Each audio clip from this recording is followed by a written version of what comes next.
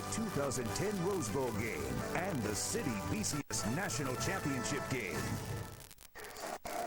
For Notre Dame, a September filled with hope is fast becoming a November of discontent. Charlie Weiss and the Fighting Irish have 3 games left to wrap the season. First up, a tough Pittsburgh team that reflects the personality of its head coach and the city itself.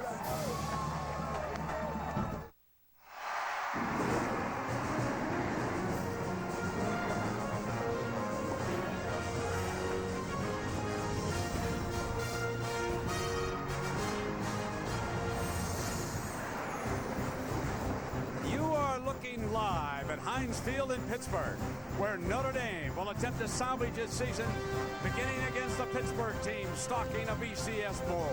It is Saturday Night Football on ABC, presented by Southwest Airlines. Well, but Charlie Weiss and the Fighting Irish never has so much been at stake. And it will begin tonight, their final 3 games on the road here before a record-breaking crowd, then home to Connecticut, and finally out to the West Coast to close the regular season against Stanford. And it will not be easy here tonight. Welcome, everybody. We're at Kirk Herbstreit, who flew in from TCU. Game day had a great crowd down there. I'm Brent Musburger. Thanks for dropping by. Despite all the negativity surrounding Charlie Weiss and the Fighting Irish, Herbie, there are so many positive things, starting with the quarterback, Jimmy Clausen. Yeah, and I think Jimmy Clausen's the key tonight. Not just his ability to make plays, but his leadership when this team is facing so much adversity. What great growth in the last couple years that we've seen. His accuracy has improved. His pocket presence, he's sitting in the pocket, letting plays develop. And again, the maturity and growing up on and off the field. And I think tonight, Jimmy Clausen has got to do a good job of leading this team, getting all the distractions to the side, and just putting this football team in a position to be able to execute and move the football down the field. They think they have a great plan, and tonight they feel that they can get out some vengeance after last week. Now, Pitt is 8-1, and Herbie, but a lot of folks don't realize they have perhaps the best freshman running back in the country, Dion Lewis. Yeah, I know you and I are very excited to see Dion Lewis, one of the top true freshmen, not just running backs, but any position in the entire country. And he does it with great vision, like most backs. But the thing that separates him is the combination of having great physical ability to run through tackles, but also for his size, once he gets through the tackles, he's got the burst in that next gear to take it to the next level and be able to take it to the house. Dion Lewis tonight has to establish the running game. Notre Dame will crowd the line of scrimmage. If Lewis can get established, it sets up perfectly for what Pitt wants to do to Notre Dame, which is play action and to get the ball downfield as a one-on-one matchup. And it is a beautiful night for a football game. Herbie, let's bring in a bright young band from San Diego to light everybody up. Here is the band Switchfoot. Bring it on.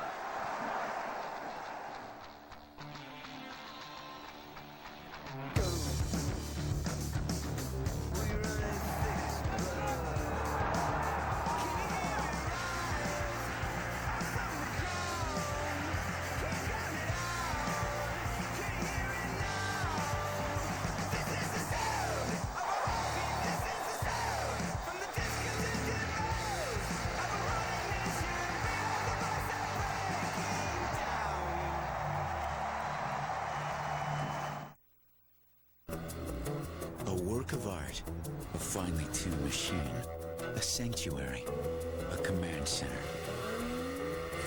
a sophisticated sedan, a sports car.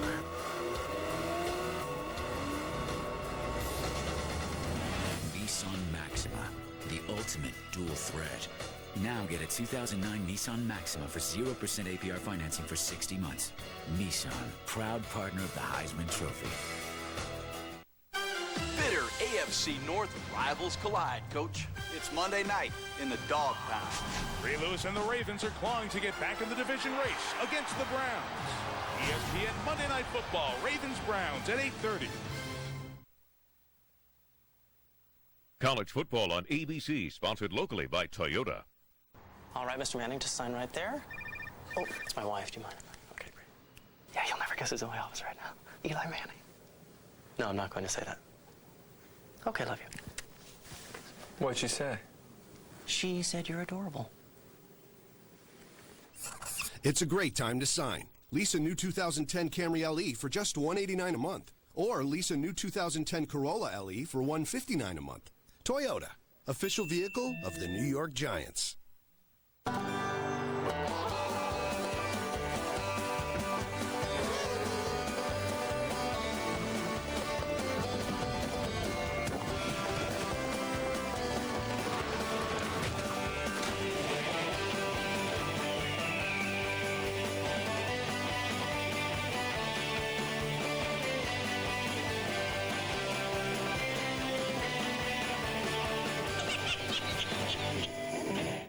See, son, now this here is value.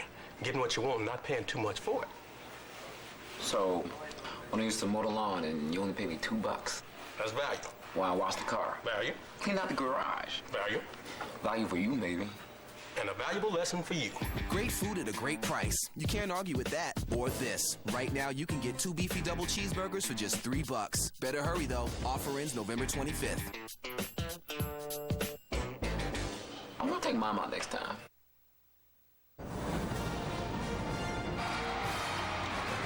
Welcome to the Nissan pregame shift. Nissan, proud partner of the Heisman Trophy. Here now, John Saunders and Jesse Palmer. Number 1 team in the nation in action against South Carolina. Last SEC game of the season, except for the championship game. Team Tebow goes in. Florida's defense was dominant, giving up only 247 yards. They also had 3 big turnovers. 41 yards in the second half allowed. Alabama, number 2 against Mississippi State. Greg McElroy, 45 yards to Darius Hanks. Greg McElroy continues his efficient play, carrying over from last week against LSU, finding big plays in the passing game. Ingram also with a touchdown there. Texas against Baylor. Colt McCoy and Jordan Shipley hooked up a couple of times. It's Colt McCoy's 42nd win, which ties him with Georgia's David Green for most wins by a starting quarterback in FBS history. TCU wants to stay part of the equation. Facing Utah, and Matthew Tucker goes 41 yards in this touchdown run. TCU's offense has been so explosive this year, averaging 460 yards per game. First place in the Mountain West Conference on the line tonight. In the Big Ten, a Rose Bowl berth was on the line. Iowa against Ohio State. It goes into overtime.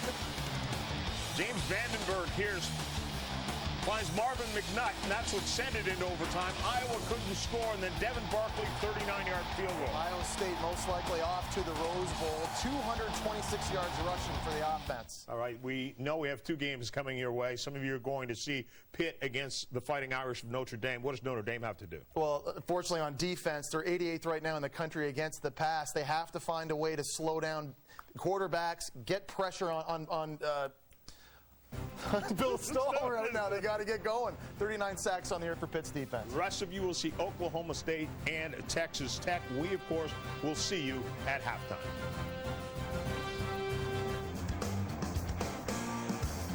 Well, for Charlie Weiss and Dave Wanstead, they worked against each other in the NFL. And tonight for Weiss, Michael Floyd and Golden Tate, 2 of the finest receivers in the country, against a very tough and talented Pittsburgh Panther defense.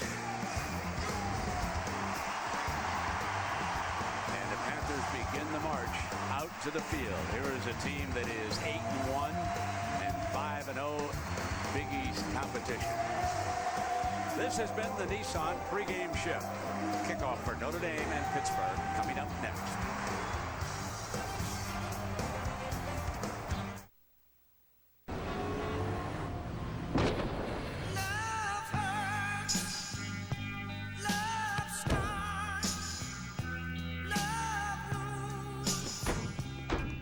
Before you ever love it, the Nissan Altima goes through over 5,000 tests.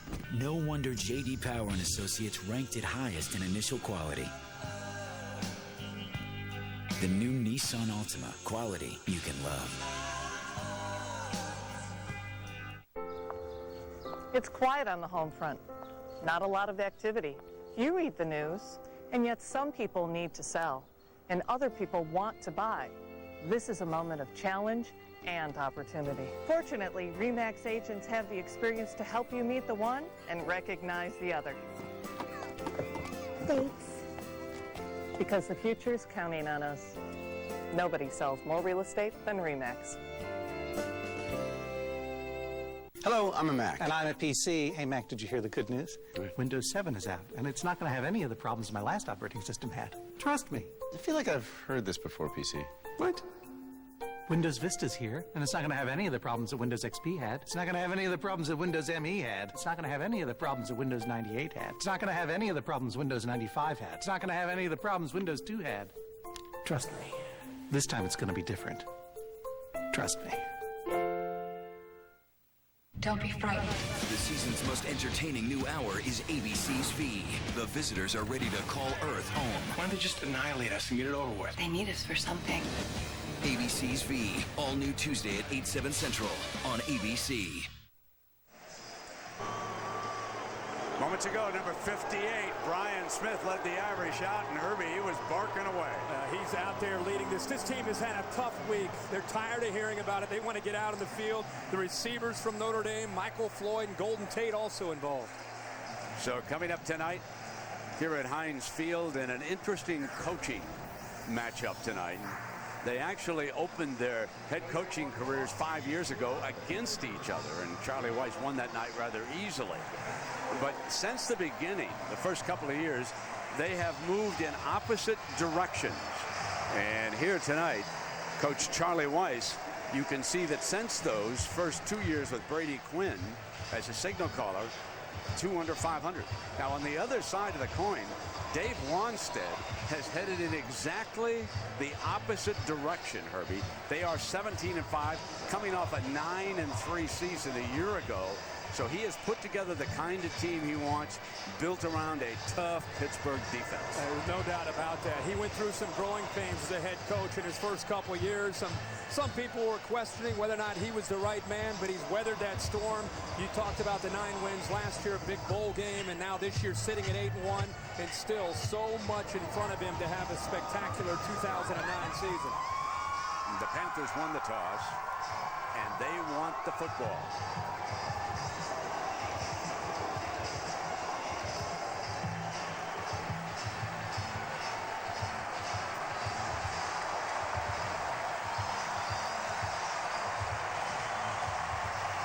David Rufford, soccer player who handles the kickoffs for the Irish. He came out very early, Herbie, and just like a former soccer player, he had his soccer shorts, his long socks on. It's beautiful tonight, folks. It's 58 degrees out. When you do that, you got to come out real early so none of your teammates see you. Cameron Sadler is back deep with Ray Graham. Graham is the freshman, and Graham is the backup tailback. He's behind Dion Lewis, and he too is a very good talent, number 34. Sadler is number 5, and away we go. This will be to Sadler. Sadler will field it around the 3-yard line,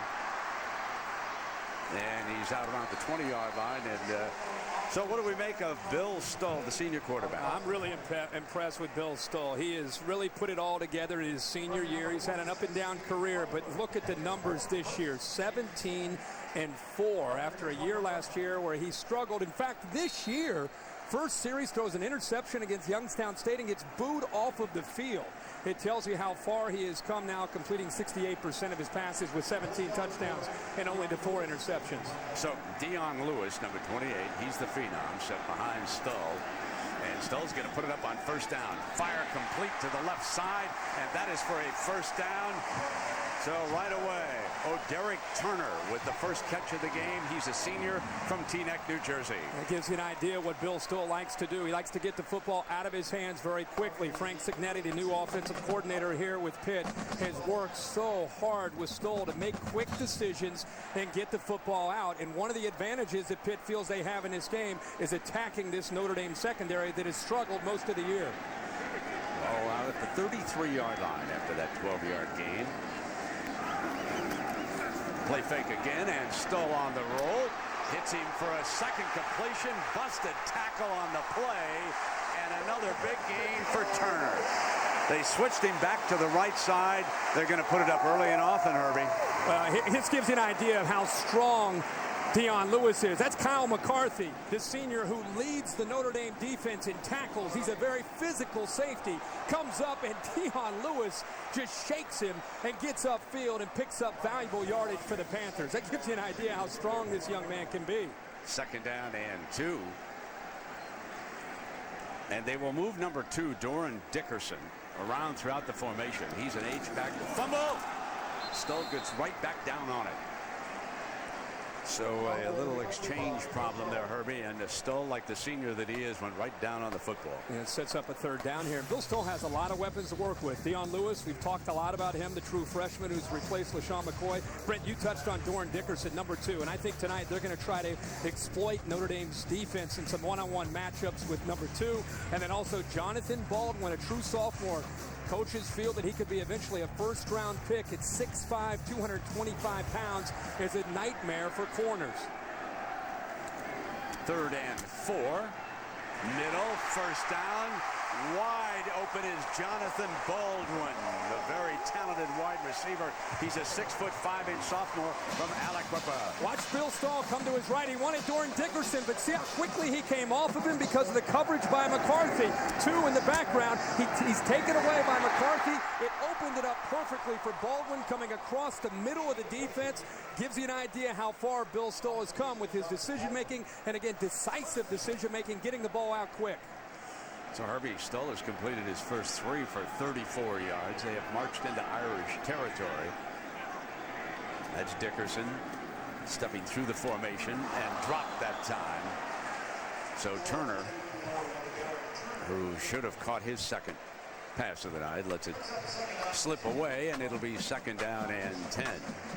Well, Pitt being very aggressive on the attack, and I think Frank Cignetti, one of the top offensive coordinators in all of college football.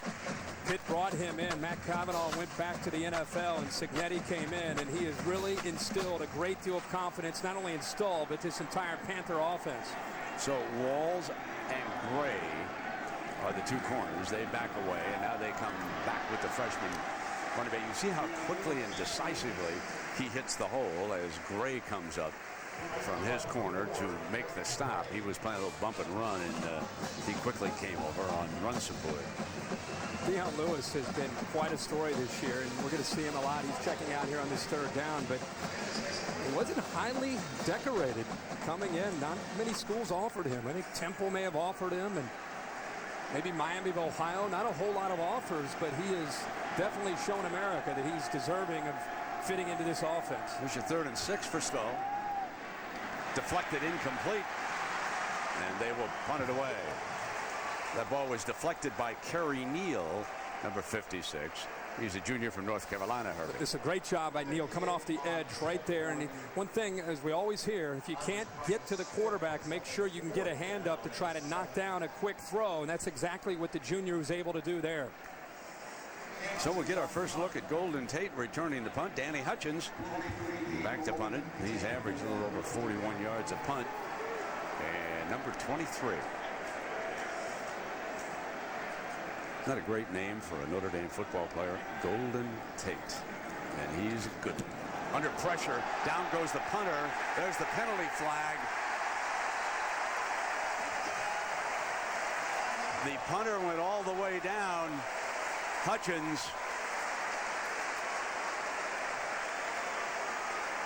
Charlie Siglio for no, it's a personal foul, Charlie. I'm sorry. 45 defense. 15-yard penalty. First down. What a mistake early in the game. When you're going to get the ball on your 20-yard line, why would you try to? Yeah, I mean, they came. You're right. I mean, this is where you usually go into a safe punt protection as far as what you're going to do with the return.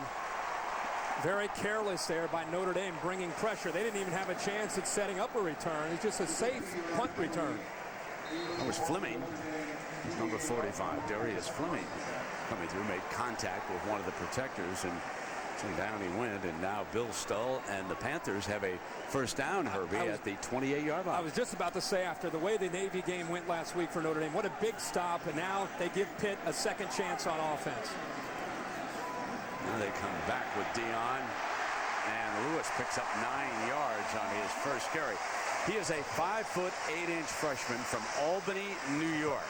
Nice draw here. It's set up because of the play calling early with so much play action and so much pass. You can see that the linebackers start to bail out. It's zone pressure from John Tenuta, the defensive coordinator, created quite a seam there on the left side of the offensive line. And Frank Cignetti upstairs recognizing what the Irish were going to do.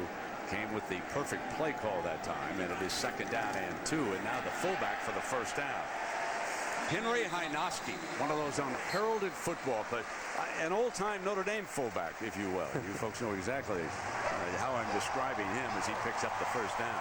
It's so much fun. We see so many spread attacks. When you get a chance to see these offenses use a fullback and a tight end, they really try to utilize not just his ability to run the football, but they'll throw the ball quite a bit to him as well. And the tight end, you mentioned Doran Dickerson, Nate Byam, they'll be involved in this package. A lot of weapons at the disposal of this quarterback. Baldwin is always a threat in the red zone, as is Dickerson. And Stull looking, and that was too far in front of the running back. They had slipped Dion Lewis out of the backfield, and he overthrew him. There was a lot of confusion that time from Notre Dame's defense. Brian Smith in the middle of the defense, 58. You can see he starts to follow Byam. I think he needs to be out in the flat with the running back, but there was a little bit of a different twist, a different formation from Frank Cignetti, and I think it created some confusion with the linebackers, and Notre Dame catches a break there because Bill Stull couldn't find Lewis. Would have walked into the end zone with an accurate throw.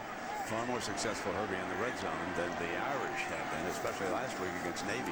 There's the draw play with Lewis, and he slipped, and it was read well. Brian Smith coming up, the middle linebacker. He's the junior from Overland Park, Kansas for the Irish, number 58. Very, very important part of this defense. This defense is much maligned this year. It's very well documented, some of the struggles that they have had this year. Not just the game last week against Navy, but it's been going on all year. Here's your 12th play of this drive coming up now, and it is a big one. 3rd down and 10.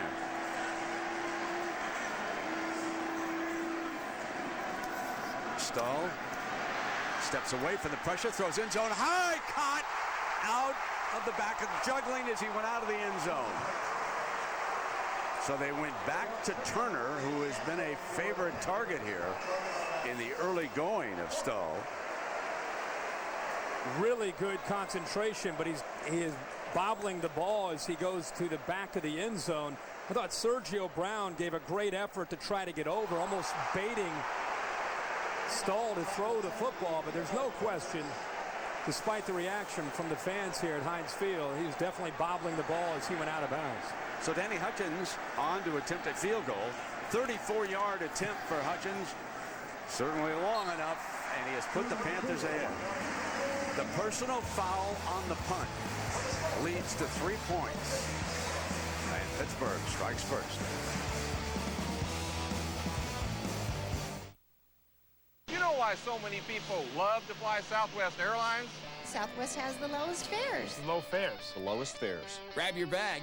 Right now, fly Southwest Airlines to select destinations starting at $59 one way. Bags fly free. That's what we're known for. Free, free, free, free, free, free, free. Bags fly free only on Southwest, so our low fares stay low. It's so low, you gotta go. Grab your bag. It's on. All right, so there's pretty much 2 kinds of trucks in the world, dumb trucks and smart trucks. Dumb trucks give you exactly what you expect, brawn. Same old, same old. But a smart truck gives you brains, too. It'll connect you to the internet, help find lost tools, dial your cell phone, and recognize your voice. Know how many smart trucks there are? Just one, the Ford F-150. Your 2.5-ton office just got some new software. It's not just a pickup truck. It's a Ford F-150.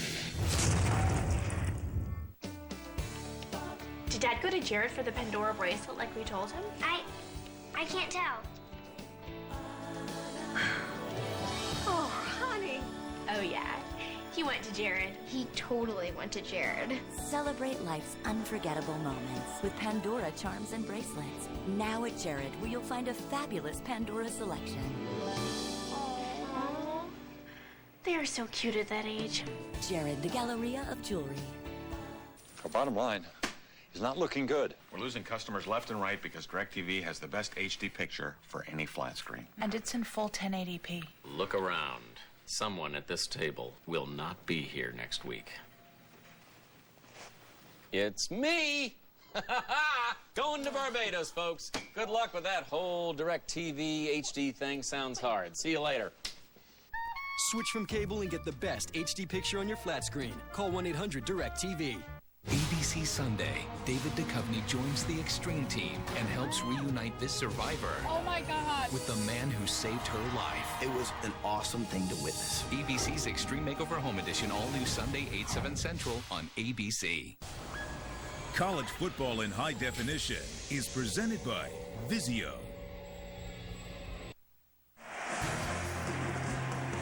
Well, MetLife is providing these dramatic views at Heinz Field in the city of Pittsburgh. MetLife provides coverage of major sporting events while also providing you with guarantees for the ifs in your life. What a great sports weekend this is in Pittsburgh. The Penguins playing the other night here, and of course tonight we've got Notre Dame and the Panthers. Tomorrow, the defending world champion Pittsburgh Steelers playing the suddenly potent Cincinnati Bengals. I mean, you couldn't ask for a better weekend in a wonderful city that really, really likes its sports teams. Just great fans here. So here we go. Pitt will kick it off now to Notre Dame. The Irish trail it by a field goal. And back is Riddick, the freshman. Riddick with a step out to about the 25. There's a penalty flag thrown by the referee. Coming up behind the return man, so you know what that generally indicates. Illegal block in the back. On the return team. After distance to the goal. First down. Another mistake by the Irish. Hey, Matt Weiner, what do you got going in New York for us tonight, my friend? Fellas, thank you. I'll be here throughout the game to keep an eye on all the biggest storylines, starting with this primetime pulse. Right now on ESPN, Alabama leads Mississippi State 14-0 thanks to a Greg McElroy touchdown pass and a Mark Ingram touchdown run. Auburn's up on Georgia on ESPN2, and on ESPNU, LSU out of conference tonight, headed to halftime with a 10-6 lead. All right, Matt, keep us up to date on those games. And here, Jimmy Clausen of the Irish with bad field position, but the return of Armando Allen, and that means a lot to the Irish here tonight. Yeah, no doubt. Seeing Armando Allen back in this lineup is very, very important. How about Jimmy Clausen, the year that he has had for this Notre Dame offense? Last year, he threw 17 interceptions. This year, 20 touchdowns and only 3 interceptions, and 2 of those were on tip passes by his own players. He's making consistent decisions, and he's being a great leader for this Notre Dame offense. Faces a 2nd and 4, brings the end around. Tate looking for daylight.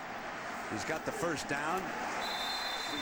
Got to be careful when someone's hanging onto a leg like that and you're hit by the trailing man. We've seen some fellas injured with that. Yeah, you know, it'll be interesting tonight. One of their great weapons in this offense, Kyle Rudolph, is not playing, and the sophomore out of Cincinnati. We'll see how they adjust to that tonight. Mike Ragone will step in to play more of a physical style, but also more. There's Kyle Rudolph right there. More 3 wide receivers look tonight, with Michael Floyd eventually getting to the slot. Now on 1st and 10, against that tough front. Complete at the 41-yard line. He comes back to Golden Tate for 22 yards. This is a great job of placing the football right where it has to be, but the concentration by Golden Tate, who I think you and I both agree is one of the top, if not the top receiver in college football. He and Jordan Shipley are pushing each other back and forth every single week. Former running back going up into the air and high-pointing the football. And the only reason we don't include Michael Floyd is because he was injured with that collarbone injury and had just returned last week. 1st down and 10 now for the Irish. They come back with Allen. The game within the game, if you will, as far as tonight is concerned, when the Irish have the ball, some of you folks might want to keep an eye on the defensive front of Pittsburgh against the offensive line. Herbie, and break it down the tape. I mean, the Panthers defensive front, Romius, Moustakis, Williams, Sheard, those fellas, they very seldom blitz because of the pressure that these 4 can bring. And the Irish so far have looked very good blocking that front.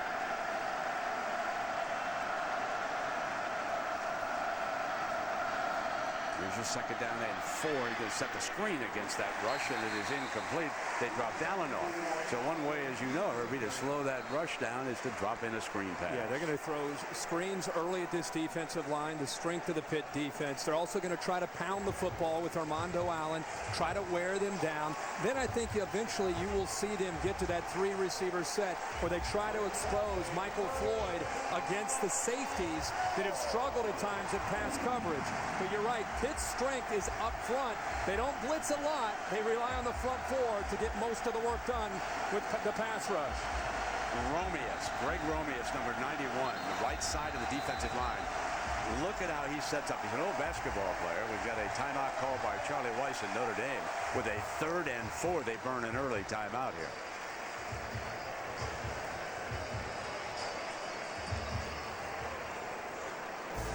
So while they talk it over, we'll take a break and then come back with Pittsburgh leading Notre Dame, but only by a field goal. All right, so you're driving down the freeway doing about 60 when you notice the guy next to you is steering with his knees, eating a cheeseburger and talking on the phone. And that is exactly why the Ford F-150 is the safest truck in America. It's got a high-strength steel safety cage, side impact airbags, safety canopy, 5-star crash rating, and roll stability control. Because it's not just crazy out there, it's certifiably insane, okay? It's not just a pickup truck. It's a Ford F-150. I have a little boy. Memories are so important to me. How many times do you reach down and you're looking for your camera and you just can't find it? The cell phone's always right inside your pocket. It's a smartphone. It can do it all. 5-megapixel camera, Facebook, email, Twitter, update, click, record things in high definition. This holiday season, come into Best Buy. You're given the gift of communication. Come to Best Buy for the 3 hottest phones from Sprint. The HTC Hero, the Samsung Instinct, and the Instinct HD. We do cell phones and we do it better than anybody else. Unstoppable. Eli Manning is. So is his Citizen Echo Drive watch. Fueled by light, it never needs a battery. It's unstoppable, just like the people who wear it. Saturday Night Football on ABC. Presented by Southwest Airlines. Go to southwest.com. Grab your bag. It's on. Chevy and our award-winning cars, trucks, and crossovers. And Pacific Life. For insurance, annuities, and investments, choose Pacific Life. The power to help you succeed. Old Forbes Field. Where were you when Bill Mazeroski hit the home run? And the first game was played there in 1909 against the Cubs. And the Cubs beat the Pirates. That's when the Cubs could play. It was 1909. Did you call that game? I was a newspaper man. I'll get you for that, Brasco. Third down now. Coming up here for Jimmy Clausen and the Irish. Draw play with Allen for the first down. Nice run, good call. He's got live legs tonight after sitting out last week with an ankle. He right now is really showing that he is anxious to get back on this field, and he's accelerating upfield. And Charlie Weiss doing a good job of mixing up this play calling. Nice crease there, offensive line controlling things up front. And I think for Notre Dame, again, so much negativity. This is an important drive for them. They had 3 turnovers last week. They struggled in the red zone. They want to get back on the field and have a chance at success early in this game. On first down, they come back with Allen. And let's check in down below. And here's Lisa Salters. Lisa, nice night for you to be down there. That's right. I love this weather, guys. But you're talking about Armando Allen. That's that same ankle that he actually broke 3 years ago in high school. So that's why it took him a little while to get back into the action after the sprain. He told me that his Achilles was really bothering him during his rehab, but he says it feels great right now. I asked him about rust. He said he just got back to the practice field on Tuesday, but he says, I think I'm feeling pretty good, and I think I'm doing pretty well, too, guys. All right, here we are, second down and 9 for Clausen and the Irish. Down he goes, getting it off as he was going down to the ground, but throwing for a loss back at midfield, and there is Sheard, number 97. Theo Riddick, the freshman from New Jersey, he caught the pass. Jamal Sheard comes around with great speed off of the edge. And that's what Notre Dame has to be able to account for tonight, Brent. You and I both talking about the strength of this defensive line. And, you know, interesting, Dave Wanstead said in his first 2 years here at Pitt, he said they spent 16 scholarships alone on defensive linemen because they're so important to what he wants to do in his system.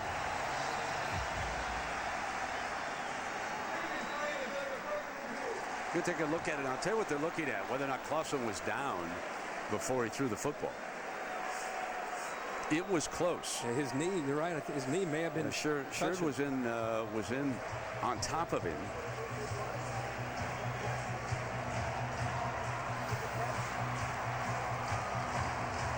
Definitely worth another look.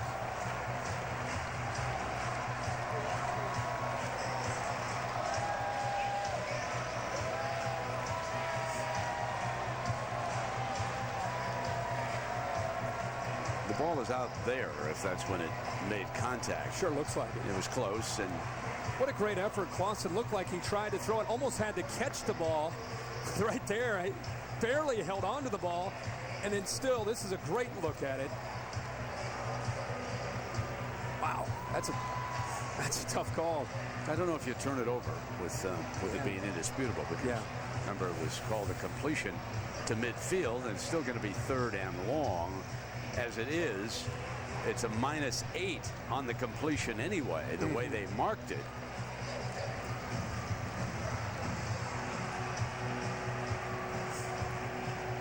Junior quarterback with a decision to make when this season ends, whether or not he comes back for a senior season at Notre Dame, or I know Mel Kiper has moved him way up on his big board. Here's the call. After further review, the quarterback's knee was down on the 44-yard line. It'll be 3rd down on Notre Dame's 44. So that'll cost him another 6 yards on this sack. So Sheard is credited with a sack and a loss of 14 yards here for the Irish. And that takes him way back to the Notre Dame 44 yards. You said a battle within a battle. How about Sheard going up against Sam Young? Both are juniors. Both are from Florida and competed against each other in high school. They show nickel. Backers step into the gaps, back out, rush 3. Allen on that draw play, and that's certainly Charlie Weiss called a lot of draw plays when he was the play caller for the New England Patriots. And that'll bring it back across midfield, but it does force Notre Dame to punt anyway. So they'll play a little field position here, trailing only by a field goal. They'll be very content to try and drive the Panthers back with Eric Moust, the senior punter from Roswell, Georgia. Aaron Smith is back deep, number 3 for the Panthers.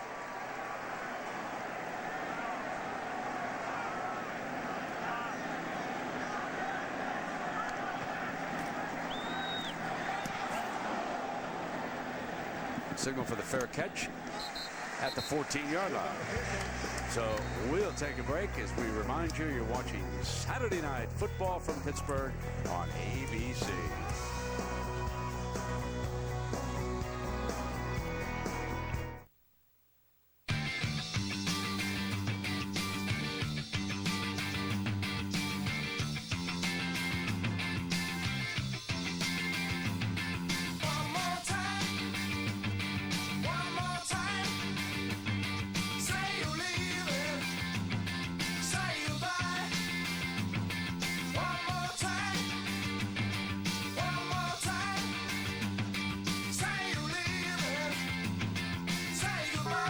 It's about 350 miles to a tank. I was going probably once a week with my other car, and now it's like once every other week. That's like 50% savings, I guess, right there.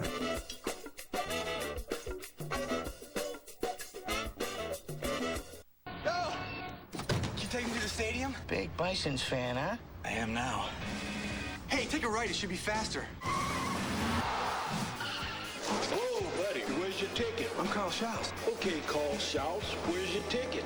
I'm on the team. They just called me up. Charles, You're leading on. Go. Stay a step ahead on the nation's fastest 3G network. Now get 50% off these Samsung touchscreen phones after mail-in rebate.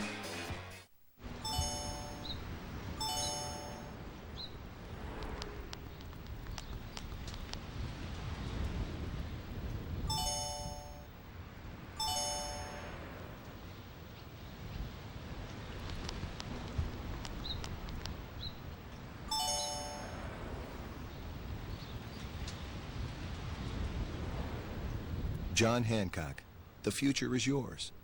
Visit findtheanswers.com. When I first moved in, one of my roommates actually injured herself and had to go to the emergency room. I was able to, press the emergency button, and it's able to let me know where the closest hospitals are. The American Music Awards, live Sunday, November 22nd on ABC. Well, ESPN's Monday Night Football, 8:30 Eastern, AFC North. Ray Lewis leads the Baltimore Ravens against the Cleveland Browns, who will have a new quarterback, Brady Quinn, the former Notre Dame star. And coverage begins with Monday Night Countdown, served by Applebee's at 7 Eastern with Chris Berman and the gang. First down and 10 now for the Panthers, who lead it. And Bill Stull, Herbie, started out perfect 3 of 3. He has missed his next 4, and he'll start inside the 15-yard line. And play fake, drop it off to Dickerson, first catch of the night, and the young man stretches for that first down mark. I love Doran Dickerson and the way they're using him this year. Kind of a journeyman coming into this year, but he has such tremendous athletic ability at 6'2", 230. The new offensive coordinator, Frank Cignetti, just tries to find unique ways to get him matched up against safeties and linebackers, and because of his speed and size, he's a very, very tough matchup for safeties and linebackers to stay with him. There were 3 players, Pete Carroll, came into Pennsylvania to attempt to recruit, that are playing for the Panthers tonight, and Dickerson is one of them. Nobody else was looking for Dion Lewis. I mean, his only scholarship offer came from Pittsburgh. And the assistant coach who spotted number 28 at Blair, he kept telling people, he's too small, we're not that interested in him. But all along, he wanted him. This gives you an idea of the vision here. Play is designed to go off to the right. Look at him recognize that the play to the right is not going to work, cuts it back behind the big block by Nate Byam, and then accelerates again upfield. Good job there by this young back Dion Lewis. You mentioned the second one that Pete Carroll is interested in, Nate Byam. The left tackle, Jason Pinkston, was the third one, all out there right now. Here's a handoff to Dion, bangs for that first down. The first man cannot bring him down. Even though he is only 5'8", he can bench press 360 pounds, folks. He is a bowling ball with power when he comes at you. Well, he's got a low center of gravity, and if you're going to meet him head on, you better be ready, because he's not just a scat back. He will run through you. You mentioned his upper body strength. He also has great strength in his legs. It allows him to go right through linebackers. I think they really underestimate the power that he has. Straight back by Stull. Incomplete. Dickerson, the intended receiver, and Kyle McCarthy, the free safety, was chasing him. You know, this Kyle, leading tackler, and that's not always a good thing when your leading tackler is a safety. Yeah, and one of the things that John Tenuta likes to do with his defense is get a safety up close to the line of scrimmage, and Kyle McCarthy, the senior out of Youngstown Cardinal Mooney, is a guy that has not only great understanding of the defense, but he's a great effort guy. There's John Tenuta, who's one of the top defensive coordinators in college football, but this year his defense really struggling. Second down and 10, and there's the pitch to Lewis. Tries to get the edge, patient, not much there, and he's banged pretty good by Sergio Brown, the senior from Maywood, Illinois, just outside of Chicago. Now this defense has, we talked throughout this broadcast so far, it's struggled this year, mainly against the pass. You know, they're allowing 14 yards per completion, and they've given up 38 pass plays of 20 yards or more, which is 115th in the nation. So needless to say, defending the pass and not getting much of a pass rush has been a big problem this year for the Irish. Stull from the shotgun. Puts it back to the left side, and Cedric McGee, the captain, he's a senior from Fort Lauderdale, Florida, and Michael Irvin is his uncle. So he makes his first catch of the night. That time the Notre Dame front did get pressure. They brought a little bit of zone pressure, which means the linebackers bring the pressure and they'll drop a defensive lineman, just trying to create some confusion on the offensive line. And Dave Wanstadt's bunch unable to pick up the pressure as Bill Stull had to move out of there and try to buy it a little bit of extra time. Danny Hutchins back to punt, loosening up. And John Goodman is back deep.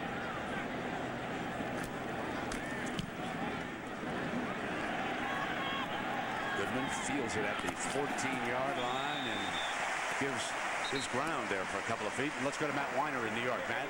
All right, Brent, let's go to Baton Rouge for this Taco Bell update. LSU out of conference tonight against Louisiana Tech. They go for it on 4th down just before halftime. Daniel Porter to Dennis Morris, and the Bulldogs lead in Death Valley at halftime. Only halftime, friends. Hold on, okay? My man almost jumped out of the booth. You know what's going to happen there, right? They'll wake up. I got a pretty good idea. A little bit of a hangover there against Alabama. And they got beat up pretty good. Yeah. They lost a lot of players now. Sure. Here we have a minute in the first quarter. 3-0. Fake the end around, and there is their Wildcat, and that's why Tate was not back to return the punt. They wanted to run the Wildcat right away, and ready for it was big number 97, who came right in on him, and Sheard made the stop. Yeah, Jamal Sheard's quickness right now, a little bit too much for Sam Young, the right tackle, to handle. Keep an eye on that matchup. I talked about how they played against each other in high school. This Pitt defense, #1 in the country with 39 sacks and 10th in tackles for a loss. Amazing for a defense that does not blitz very much. Bring the end around, or bring a wing around, rather. They put Riddick, the running back, off to the right side of the formation. Now, the defensive line that we have been talking about and raving about, and here they are. There are the tackles for a loss, and their sacks. Not a weak one in the bunch, folks. They can all flat play. Come to the end of the first quarter. The Panthers racing to the other end. That is Mickey Williams leading the way. This presentation of Saturday Night Football presented by Southwest Airlines returns after this message and a word from our ABC station.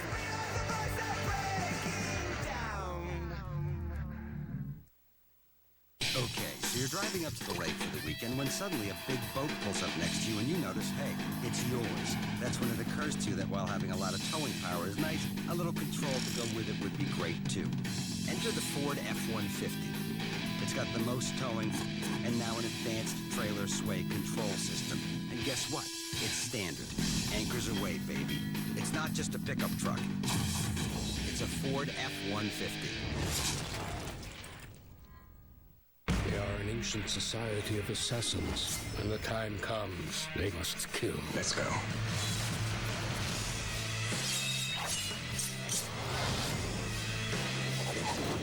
Unbelievable. A ninja? Are you kidding me?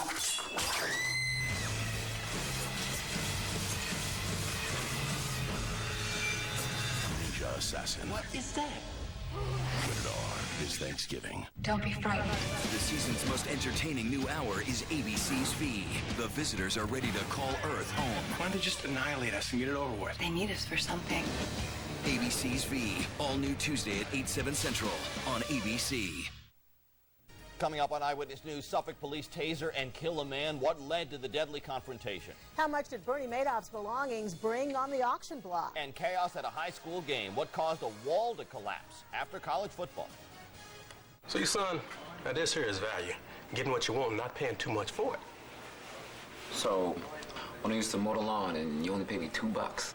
That's value. While I washed the car. Value. Clean out the garage. Value. Value for you, baby. And a valuable lesson for you. Great food at a great price. You can't argue with that or this. Right now, you can get 2 beefy double cheeseburgers for just $3. Better hurry, though. Offer ends November 25th.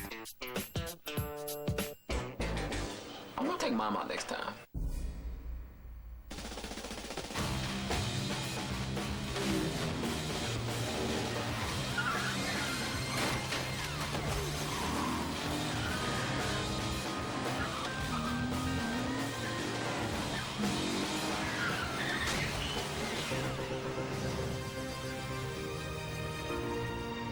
The Audi A6, winner in a car and driver comparison test.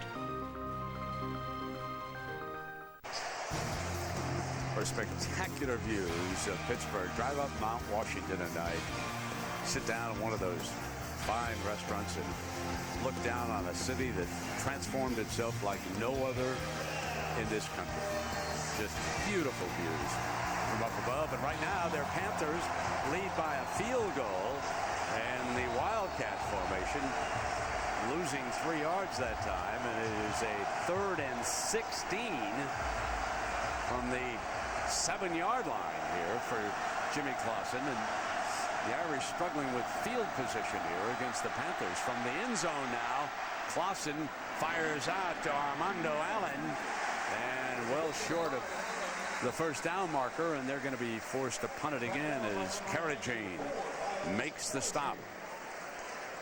That's exactly what Pitt wants to do. And 1st and 2nd down, try to get penetration and dominate Notre Dame's offensive line with that defensive line, and then get into 3rd down and long and be able to play zone and keep everything in front of you.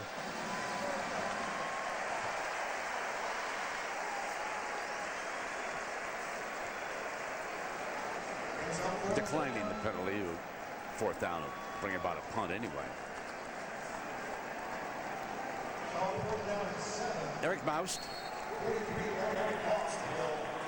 And here is Aaron Smith, ready to give the Panthers good field position here. He's standing at the Panthers 39.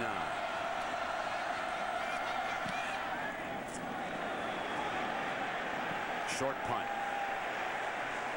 They'll work with half a field. Let's check in down below with Lisa. Well, Brent, I'm actually up above. I'm on the 2nd level of the ramp area that leads up to the upper levels. And I'm up here with Bill Stull's parents, Bill and Debbie Stull. Now, why they are up here watching from this level, you might ask. Well, Kirk alluded to it earlier that he's had an up-and-down career here, doing really well this season, but still Stull has been booed by the fans here in Pittsburgh. And get this, he is a Pittsburgh native. So his parents have chosen, because they don't like to hear the booing, they have chosen not to sit in their seats during the game, but to watch from up here. And guys, again, it's not like Pitt is 1-8. They are 8-1, and they're still booing the guy who is from Pittsburgh. This is a tough town. Well, it's also tough to be a parent of a quarterback for a big-time program, but Lisa, that's like a different county. I mean, that's one thing to remove yourself from the cat calls from the fans. You might as well be at home watching it on TV. Mercy. That was Ray Graham, the ball carrier. And it leaves Stull and the Panthers with a 2nd and 8. And Stull puts it up, goes deep. Dickerson wrong side. A little bit of confusion between receiver and quarterback that time, and Stull took a good lick. I think even getting out of from underneath the center was a bit of a struggle that time, and I think it disrupted his timing and rhythm of what he was trying to do. And also, Notre Dame did a good job of getting pressure on him, but that's the matchup that they want. Doran Dickerson matched up against the safety, and that time he had him open, just unable to find him.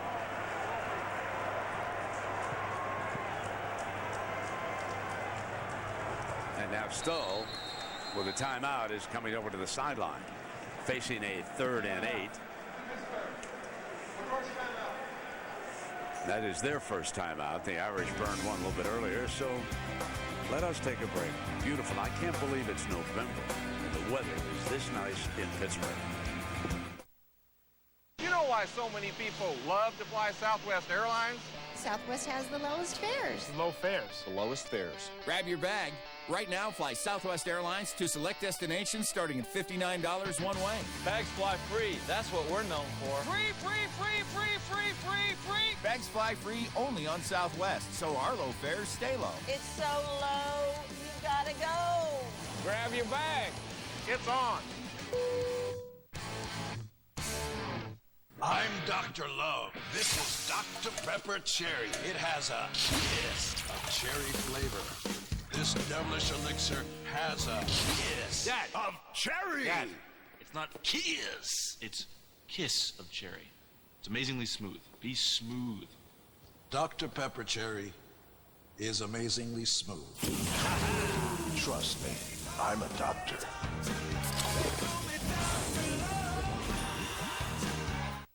Crime in New York City has dropped 27% since 2001. Response times in Madrid have been cut by 25%. Cities all over the world are getting smarter and safer. Every time an emergency happens, Data is generated. Smarter cities fight crime, Fires, flu outbreaks, by capturing the data, Detecting the patterns. Sharing it across departments. responding to emergencies. Even preventing them. Making cities safer. That's what I'm working on. I'm an IBMer. Let's build a smarter planet. Bless me, Father, for I have sinned. ABC Sunday. She wanted me dead. Overruled. An all-new episode so revealing. You're pregnant? It would be a sin to miss it. Wow. ABC's Desperate Housewives, all new Sunday, 9, 8 Central on ABC. Buffalo Wild Wings presents the top 30 plays of the last 30 years. 12, trailing by 1 with 8 seconds left and in field goal range versus top-ranked Texas. Texas Tech instead chose to let receiver Michael Crabtree decide the outcome. Crabtree pulls free and touchdown, Red Raiders. Follow the top 30 countdown all season long. Brought to you by Buffalo Wild Wings.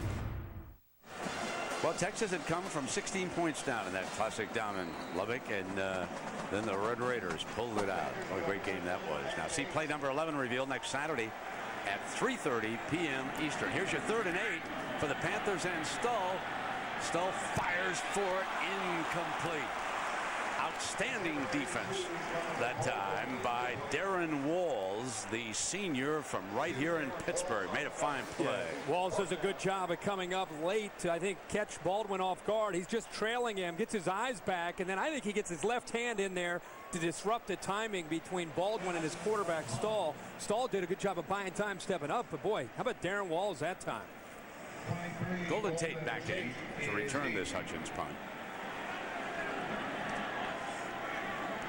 Crowd quiet, still waiting for a little offense to take hold here tonight. Like a couple of fighters feeling each other out. And there's the fake catch, the 10-yard line. Matt Weiner, what do you got going for us? Well, Brent, I got a Verizon Wireless update on number 4 TCU. They leapfrogged Cincinnati last week, and they are looking the part of the number 4 team in the country. Jordan Wynn picked off by Tank Carter there. It's 35-7 Horned Frogs over Utah. That game is still early in the second quarter. Making a statement. Horned Frogs. They were pulling for South Carolina to pull it off against the Gators today in Columbia, South Carolina, but Florida prevailed in the end, and so they are still unbeaten, and one of those atop the heap. First down and 10 now for Jimmy Clausen. Fires in underneath the Riddick, freshman running back, as we take a look at the Pacific Life game summary here this evening in Pittsburgh, and the numbers look like that. And you've not seen a lot at this point from Notre Dame's offense. They've been fairly conservative and vanilla, trying to wear down the Pitt defensive line. It's not working out for them. I think eventually you're going to see Jimmy Clausen and this offense have to air it out and attack the Pitt safeties, something that has been a problem for them defending the pass. Herbie, their average starting position by the 11-yard line. Yep. You know, they just haven't had any field position in this game as he picks up the first down with Golden Tate. I think just looking at Pitt's defense, they've played well the last 5 or 6 weeks, but early in the year, pass coverage against North Carolina State was an issue for them. Some other games early in the year where they struggled again with their safeties. They've made some adjustments. Jared Holley is on the field, a former corner who's now a safety, number 18. But that's the area that has them most concerned. Being able to deal with Tate and Floyd is how they hold up on the back end. Continue to leave Riddick in the game, and Clausen is forced to hurry it, and it is incomplete to Bob Berger, a senior from Cincinnati. One of the tight ends filling in for Rudolph here tonight. Gus Moustakis right in the middle of the defense has a quick first step, and he gets right by the interior of the Notre Dame offensive line, goes right by him. Sam Young, the right tackle, is trying to step down to help Trevor Robinson, but boy, it gives you an idea of how quick Moustakis is, and that's one way to help out your pass coverage is get pressure.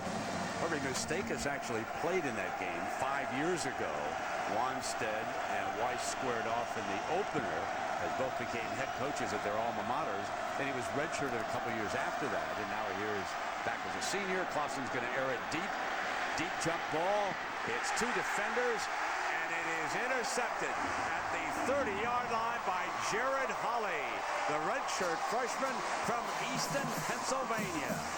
And we just talked about how Notre Dame's going to try to test Holley in this secondary if they get time to throw for Clausen.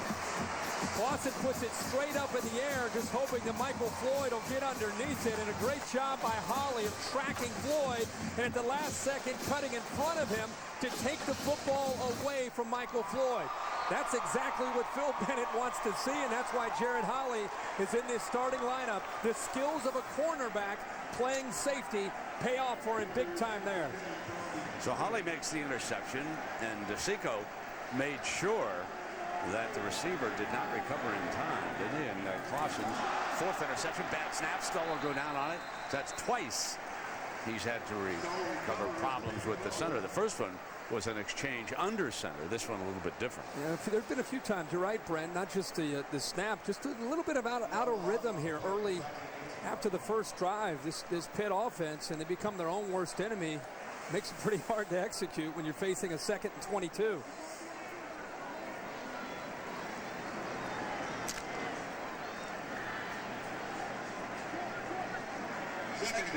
Mike Shanahan, wide receiver out to the right of the formation. To run the draw play against it. The freshman to the 20-yard line. Kerry Neal making the stop again. And Dion Lewis now has carried 7 times for 32 yards against the Irish. He's got a string of 100-yard rushing games working for him, and he has 32 here in the first half. And now they bring Cedric McGee off the sideline, and let's see if they don't spread the field.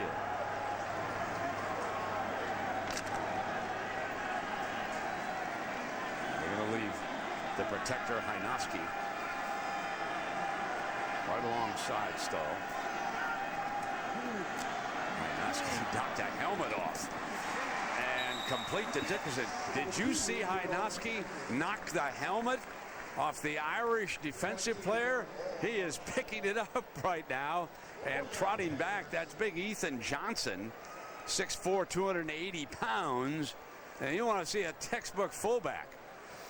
How about Hynoski? You're right, stepping in. Look, you see number 9 Ethan Johnson works to the outside. And Hynoski comes pretty high there, but Notre Dame's defense making some adjustments. That's like a play that John Madden would have loved. He would have relished that. 4th down and 8. Here's and he's got the eye black to match the hit. That's old school. We got an old school score working right now, too.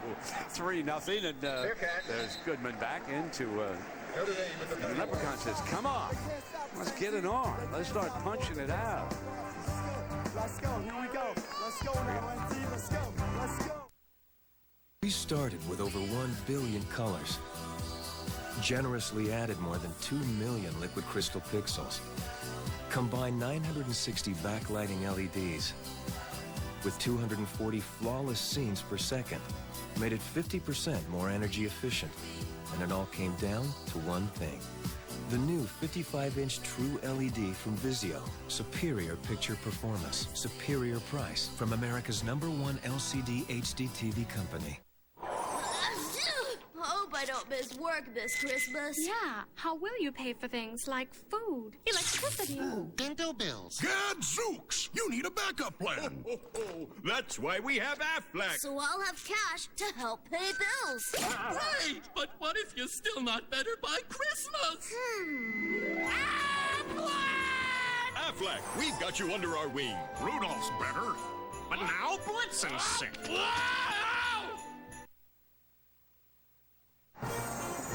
Saturday Night Football on ABC. Presented by Southwest Airlines. Go to southwest.com. Grab your bag. It's on. Aflac. We've got you under our wing. And Bud Light. With the just right taste that's not too heavy, not too light. The difference is drinkability. That's it. You recognize it. That's Permane Brothers. You saw the potatoes and the coleslaw right on it. That's the way they did it. The truckers back in the 30s used to come by. They didn't have enough time to sit down and eat. So Joe Primanti said, here, let's put it all together. And that's how that sandwich was born. Or so the legend goes. That's good stuff. Herbie wants one. Send one on up to the booth. I would love that. Might take me to the end of the game to eat it. First down and 10 now for Clausen, faking and going to throw back to the swing man. And that is Michael Floyd. I believe that's the first catch of the evening for Michael Floyd. And he's a big-time receiver. Little John going on there. And Chappelle. It's chatting away. Floyd last week, first game back after the broken collarbone, 10 catches, 141 yards and a touchdown, and they kept him on mainly on the right side. And talking to Charlie Weiss this week, he said, you know, he's been through a game, he's been hit, now we're going to move him around quite a bit. There's number 3 going over to the Irish sideline. He's got to make plays. He and Golden Tate are the key tonight. They've got to be able to make plays one-on-one against this Pitt secondary if they have time to throw. Right now, Pitt's D-line putting too much pressure on Jimmy Clausen. Well, Armando Allen started the game. Remember, he's coming off an injury, and he rushed 5 times for 30 yards for Coach Weiss. And he comes back into the lineup right now. So on this 1st and 10, number 5 will be in Clausen's backfield. You see Floyd now is at the slot. He's not been in the slot all year. He's trying something a little bit different with Kyle Rudolph out. They put him in a slot to try to help him in the passing game. Too deep on the safeties, and they come back with Allen with that beautiful run. And he picks up a first down at the 41-yard, his best run of the night. It's a good job here on 1st and 10 of setting it up, and a good job of Reddick, the freshman, picking up a block here on a linebacker that ends up setting Allen free. But that nice job by Theo Reddick, true freshman, who's usually known with his ability to run the football. That time taking Max Gruder out of the play and allowed Allen to get upfield. Heck of a block. Opened the way for a 15-yard gain and a first down and 10 for the Irish, who are on the move. Fake, trying to buy time. Drops into Allen underneath, trying to set a screen, and not against that front. Greg Williams, the sophomore from Naples, Florida, makes a fine tackle. Clausen's trying to catch Pitt, an aggressive defense, off balance by faking the screen to the left, but he takes so long, and it takes so long to develop, that gives Greg Williams plenty of time to read it, and he read it so quickly, he stepped right in front of Trevor Robinson, the lineman trying to get out in front of the back. Good job by Williams with his reaction that time, but the play just took a little bit too much time. All right, Tate and Floyd are both off to the left side of the formation. Clausen's looking left. Now comes back underneath. Well short of a first down. Gruder, Max Gruder was all over Armando Allen. This is a fine front 7 here, Herbie. They are dominant in the defensive line, and right now clearly winning the matchup up front. Dave Wannstedt has to be proud of what this group's been able to do, because that was the big matchup. You said it at the beginning of the game within the game. Pitt, a team that doesn't want to blitz. How would their front 4 do against an improved Notre Dame offensive line, especially in pass protection? And right now, so far, quarter and a half in, advantage to Pitt. Elijah Fields, the nickelback, checks in. He's looking down the gun barrel at Michael Floyd. But Clausen comes back for a first down, and Kamara, Duval Kamara, he was lined up on the opposite side of Tate and Floyd that time. He drew single coverage. This is the area that I think Clausen has improved the most. As much as he's been hassled tonight, he sits in the pocket, throws the football before Kamara even has a chance to turn out. That might be just one throw right there that could get Jimmy Clausen and this offense going and get him in the rhythm. A big third down conversion, and a good job by Clausen sitting in that pocket and making a throw. Clausen from Westlake Village, California. The junior hands it off now to Armando Allen, and he is brought down by Gunn and Gruder, 2 of the linebackers. Charlie Weiss telling us this week there are a few areas that he's been really impressed with Jimmy Clausen this year. Pocket presence. In the past, he had a tendency to want to bail out. And after his freshman year, when they gave up over 50 sacks, I don't mind him thinking about bailing out. But he's not forcing the football downfield. He's making much better decisions this year with the football and showing patience. And tonight, if he's able to settle down, this is another example of that. 2nd and 8. Deflected away beautifully by Aaron Berry, the senior from Harrisburg, Pennsylvania. And this is a corner that you can roll with, and he is a good one. Watch him go to work here. And Brent, Berry and the rest of this secondary right now is not respecting the deep ball threat from the Notre Dame wide receivers. They told us this week that most of Notre Dame's big plays to Floyd and Tate and Rudolph have been after a short catch. They make a defender miss, and then they get upfield. I don't think they feel threatened downfield, so they're sitting on the shorter routes. 4 receivers. They spread the field on 3rd down. Clausen steps up in the pocket, still looking downfield. Now he's going to take off, and he is short of the 1st down. That is going to bring up a 4th down, and we'll see if Weiss goes for the tying field goal. Here comes the kicking unit on the field. Nick Tausch, the freshman kicker from Plano, Texas, comes out. The punter, Eric Moust, is the holder for the Irish. And let's check that a minute. That's David Ruffer, the kickoff man. Because of 42-yarder, they're going to use Ruffer.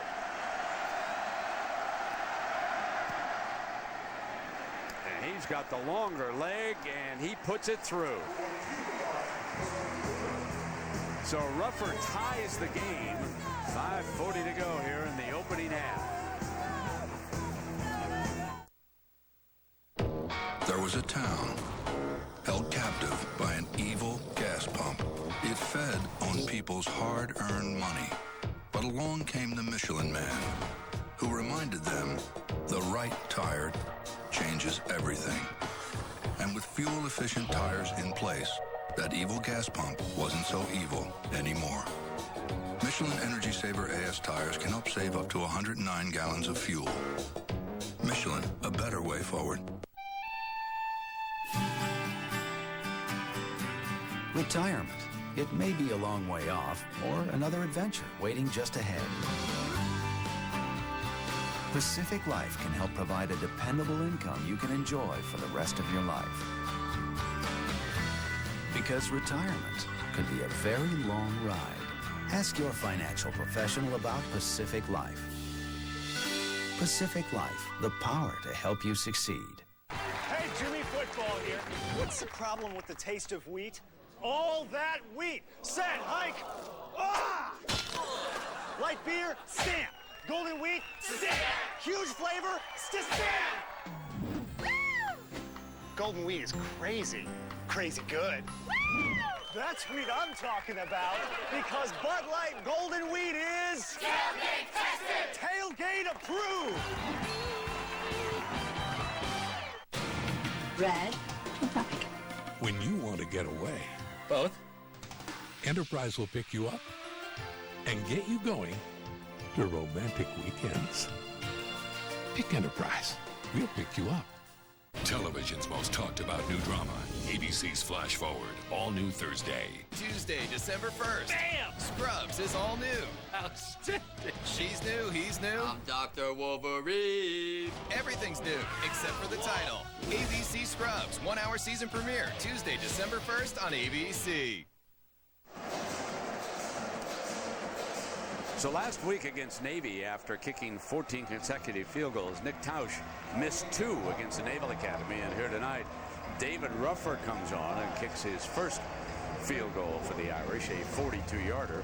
He, of course, has been handling kickoffs, and he'll kick this one away as we are deadlocked at 3, coming down toward the 5:30 mark of the first half. Sadler and Graham are back deep for Pitt. And they'll take a knee in the end zone. It'll come out on the 20-yard line.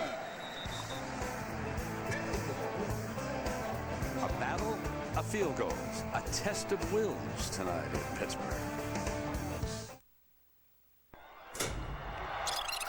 Hi, my name is... What? My name is... Who? My name is...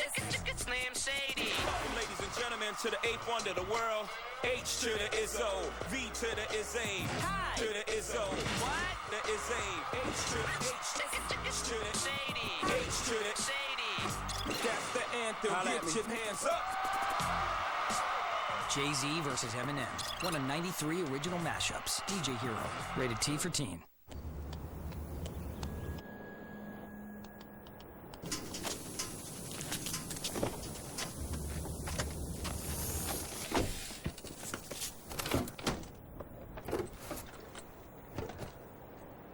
An accident doesn't have to slow you down. From new car replacement and guaranteed repairs to accident forgiveness, we do all we can to help you move on. Liberty Mutual Car Insurance. Responsibility. What's your policy?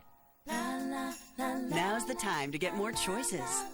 Now's the time to get more of the seafood you love. Now's the time to create your own seafood feast at Red Lobster. Choose 2 or 3 from 10 selections. Classic favorites like steamed crab legs to new creations like wood-grilled shrimp with garlic cream and parmesan, or tender salmon with a sweet maple and cherry glaze. Get more for your money when you create your own seafood feast for a limited time at Red Lobster. ABC Comedy Wednesday. America's #1 new comedy has a big surprise. Rock on, Philadelphia. It's Edward Norton and Elizabeth Banks. You want to touch him? I'm gay, not dead. ABC's Modern Family is flawless, hilarious, fantastic, fall's best. So Lily likes that? It relaxes her. So Lily's deaf. ABC's Modern Family. All new Wednesday, 9/8 Central on ABC Comedy Wednesday. All right, it's time for Herbie's Aflac trivia question. It's a layup. Who has the most rush yards in a single game against Notre Dame? The clock is ticking. Wow, Mr. Herbstreit is a lock for this one. Don't give it away. Okay, it has obviously something to do with why we're here, I would think. Guessing in mid-70s First range. down and 10. He's on the money. He's got it. Is Dion Lewis, the fine freshman running back, is tripped up. You think about the special teams and changing the kicker. The special teams coach for Notre Dame is Brian Polian, and he is the son of the fine general manager of the Indianapolis Colts, Bill Polian. And Brian told me before the game that he won't be able to make it tomorrow to see the Indianapolis-New England showdown, but he said at our staff meeting on Monday, if the Colts win and we win, I'm showing up in Colt regalia. That's here. The handoff, and Dion Lewis busts across the 40 to the 36-yard line. Here's your guy, the big fullback, Henry Hynoski, leading the way. Gets a big block that time on the linebacker, Teo. And then all you have to do is give the young freshman, Lewis, just a little bit of a crease. There's the block. And once you give him some room to run, you can see what he can do in the open field. And it's about time they get Dion Lewis the football to try to get this offense back in rhythm. I was giving him too much. He was coming out the other way to the 43 on that 21-yard game. But that was a fine run by Lewis, who now has 55 yards, and they come back with him, and he gives away a couple. Coming up, of course, on the Capital One halftime report, John and Jesse will have all the day's big highlights. The Ohio State Buckeyes are headed to the Rose Bowl, and believe it or not, it will be the first Rose Bowl that Jim Tressel has ever coached the Buckeyes in. Now, certainly he's been to BCS championship games with the Buckeyes. He's been to all the other bowls, but he has never yet coached in the Rose Bowl. That is about to end. And meanwhile, who will he play? Arizona leads Cal 10-9 in the third quarter. And Arizona very much alive. Stull under pressure, slips away. And he is down at the 43-yard line. So it'll be about 3rd and 10 coming up now for Stull and the Panthers. Well, I tell you, John Tenuta doing a great job right now mixing up the looks and getting creative with how they're trying to get pressure. They're just not good enough to line up and get pressure on Pitt and Bill Stull. They have to twist a defensive lineman. They have to bring pressure by bringing linebackers. And Tenuta right now dialing it up, making some good adjustments and trying to bring heat to try to get Bill Stull and Dion Lewis out of rhythm here, and they've been very successful. Big 3rd down.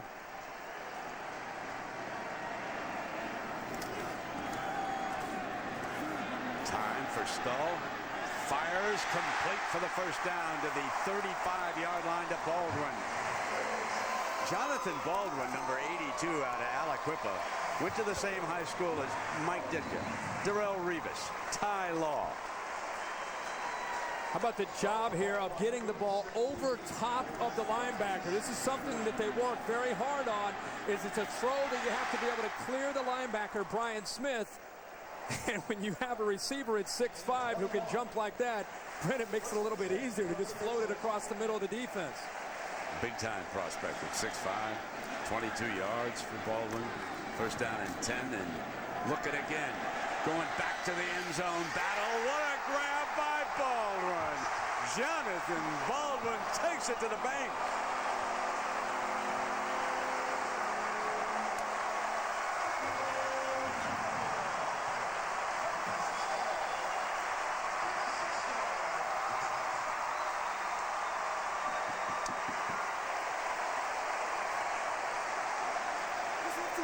Baby.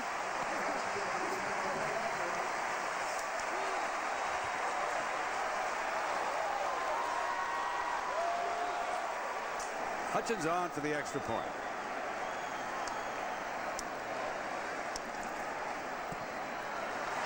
And it's 10-3. 36-yard touchdown. Bill Stull to Jonathan Baldwin. The Panthers lead. Another big game for us this weekend, and we're home at the Rent. I'll be there, Coach. Very few schools in the country have the history and the tradition like we have here at Syracuse. It's my job to start a new chapter. Hey guys, check out our highlights on the Big East website. Hey man, great catch. Oh, what are you doing, George? You better not be posting this on YouTube or you're in big trouble. That's hilarious. Did he really just eat all those lobsters? I think he did.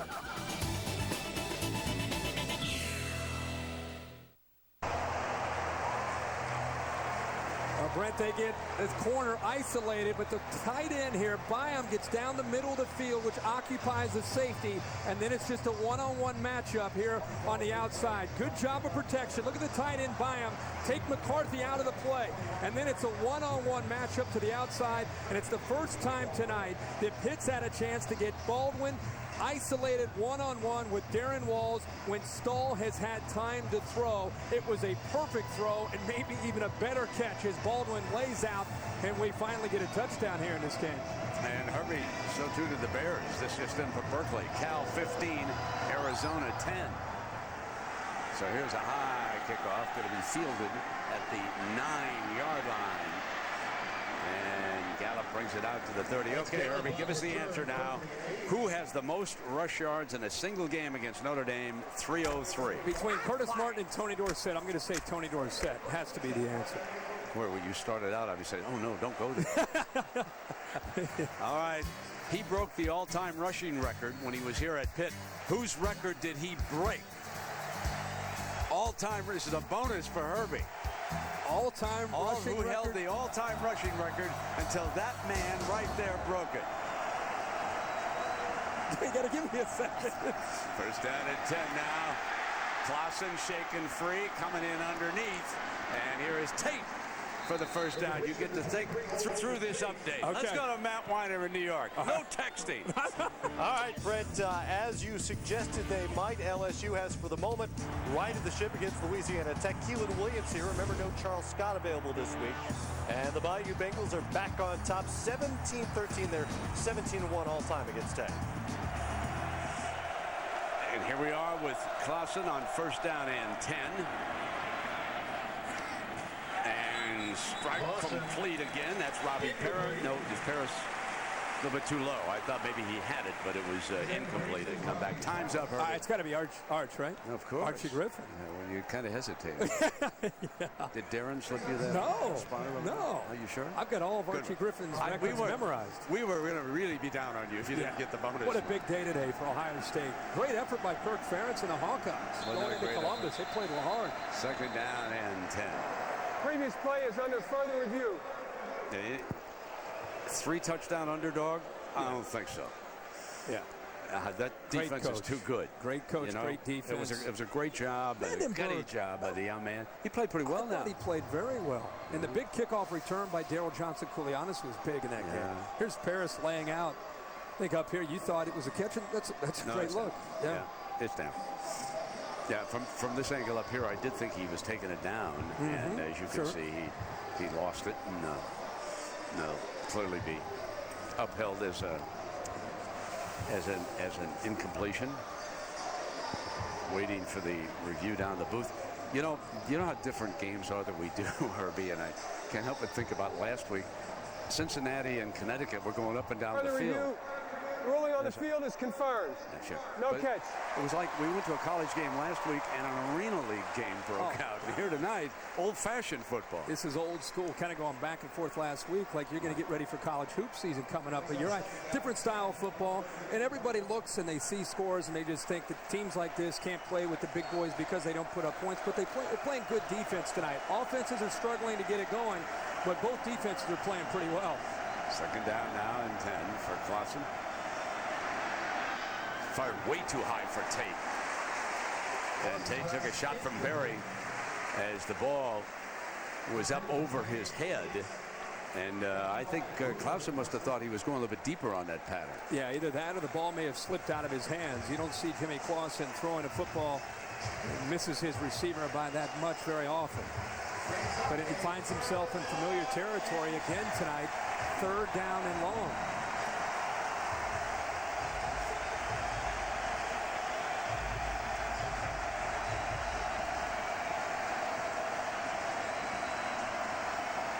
Clausen gets good protection this time, but his receivers are covered. So he has to throw it away. Terrific coverage in the secondary by the Panthers. And they're barking down there, offensive lineman and Mick Williams. Great coverage downfield, and Armando Allen's the outlet right there. And look at the good job that Max Gruder does in taking him away, and it gives Jimmy Clausen nobody to throw the football to. So good coverage downfield. They only rushed 3, dropped 8, and Clausen had nowhere to go with the football. Here's Aaron Smith. He'll return Eric Mouse punt.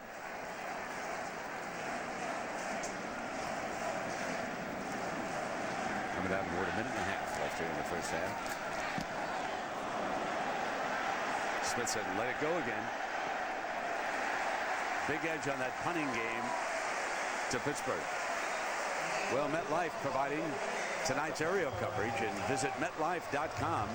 Learn more about MetLife's long history of providing coverage at major sporting events. What do you think overall here, Herbie? Game being played at Pittsburgh's pace, keep it at low scoring. Yeah, I mean, this is what they want to do. This is a game where remember, you got Notre Dame coming into this game on the ropes to begin with. The biggest thing that Dave Wannstedt wanted to do tonight was start fast. No matter what the tempo of the game is, they wanted to be able to take the lead and see if they could take control of things and continue to make Notre Dame have to struggle to get their own offense and own continuity going. Deflected off the blitz. That is an incomplete pass. It was not a lateral as Harrison Smith, the junior from Knoxville, was coming. I love Harrison Smith. He's moved back and forth from safety up to Sam linebacker. They've got him playing there again this year after playing safety early. And I think he's that kind of guy that you can really win a lot of football games with. He is tremendous athletic ability at 6'2", at about 210 pounds. And that time, eyeing the quarterback all the way, almost came up with a big interception. There's the draw play. Lewis forced out of bounds on that far side. Picked up 6 yards.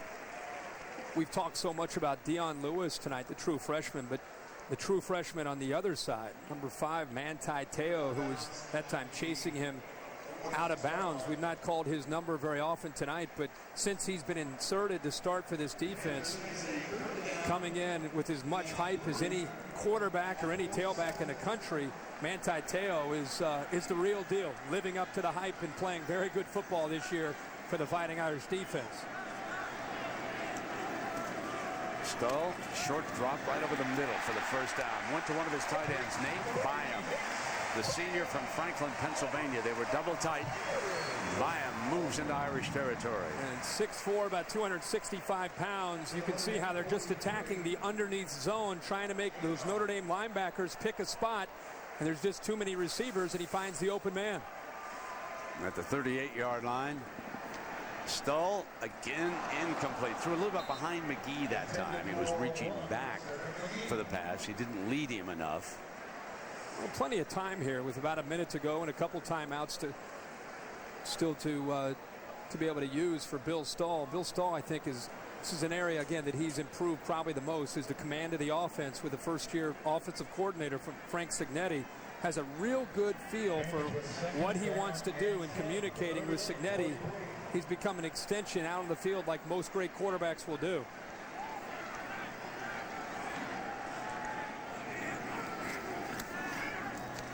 Stoll, short of the first down to McGee. I think what you want to see Pitt try to do is definitely get within field goal range, but still be willing to take a shot or two, either to number 2, Doran Dickerson, or to, as we saw earlier, Jonathan Baldwin, 82. If they get him isolated one-on-one, 82 and 2 can score in a hurry. So try to get into the field goal range first and foremost, and then with that time and the 2 timeouts, don't be afraid to take a shot downfield.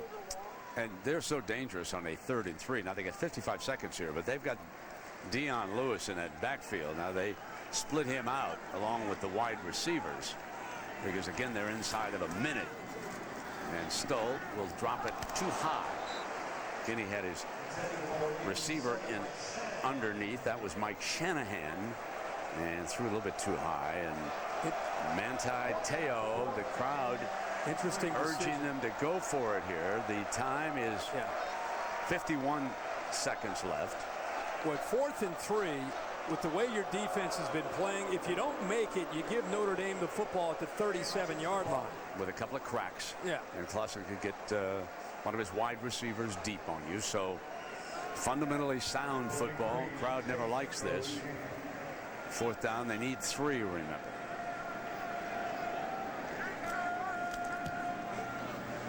And Hutchins angles it toward the sideline, and it'll be picked up on the bounce inside the 5-yard line by Golden Tate.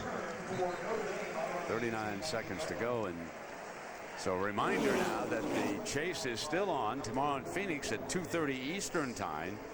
Jimmy Johnson brought the pack back together. Watch number 48 now. Watch him go high. Rear right after tap. Now watch how he comes down. This is only the 3rd lap at Texas. And as a result of that, the chase is on, and Mark Martin very much back in the thick of things. So that race tomorrow in Phoenix is going to be a big one. 1st down and 10. Herbie? Yeah, he was in the garage for about 90 minutes before he got back out on the track. Those sheet metal guys are usually a bit quicker, but nice pickup by you to know that. 1st down and 10. And the Irish content to hand it off here and just bring the final seconds down. So here's a high-powered Notre Dame offense, okay? That's the strong part of this unit. And they've had to settle for only a field goal here in the first half now. And I think we need to give not only Dave Wannstedt, but Phil Bennett and this entire defensive line all the credit. They have put a lot of pressure on Jimmy Clausen, and I think that's been the difference in the first half. Let's go to Lisa. Thanks, guys. Charlie, with all the potential distractions surrounding your team this week, how do you think your team responded in that first half? I thought the defense played really solid. I mean, they gave that one home run up to Baldwin and made a nice play on it right there. I think the defense put us in a position here with a chance to win the game. Now, what offensive adjustments do you need to make in the second half to get some? They're getting a lot of pressure on us right now, so we got to slow them down. You know, we're running the ball. We're running the ball okay, but we're getting a little bit too much pressure in the pass game. All right, thanks for your time, guys. All right, Lisa. Right now, we're going to send it to the Times Square studio. Big John Saunders and smooth Jesse Palmer. The Capital One halftime report, John. Thanks a lot, guys, and welcome to the Capital One halftime report. The first BCS berth of the season on the line today. Daryl Johnson-Koulianis takes a 99-yard touchdown back after Ohio State had scored. It came right on the heels of a 49-yard touchdown run by Ohio State's Brandon Sain, so Iowa able to answer immediately to stay close in this game. And James Vandenberg, the freshman quarterback in for Ricky Stanzi, finds Marvin McNutt in the end zone, ties the game at 24 apiece. They go to overtime, but in the overtime, after a sack, Vandenberg is picked. And this is really where James Vandenberg showed his inexperience. You cannot take a sack in overtime and move them out of field goal range, which forced that Hail Mary. And then Devin Barkley just has to come in and knock this one through from 39 yards, and Ohio State wins it at home in overtime. They rush the field because they know they're going to the BCS. 99.999% sure it's going to be the Rose Bowl. About 17 teams would have to lose for them to get to the championship game. And really, I think Ohio State has found a formula that makes them almost impossible to beat right now. I think the last 4 games, they've rushed for over 225 yards in each of those contests. 226 yards on the ground today. Great balance between Boom Herron, Brandon Sane running the ball. Terrell Pryor's been very efficient. Didn't throw for over 100 yards today, but was 14 of 17 and did not turn the ball over. The defense continues to be dominant. In my opinion, this is the best defense Ohio State has had under Jim Tressel. To get 3 more picks today, Ohio State putting the complete package together, and like you said, more than likely off to the Rose Bowl. All right, we're just getting started right here on the Capital One Halftime Report. TCU out to make a statement. We'll look at them when we come back, as well as the #1 team in the nation, the Florida Gators. That and more coming up on the Capital One Halftime Report.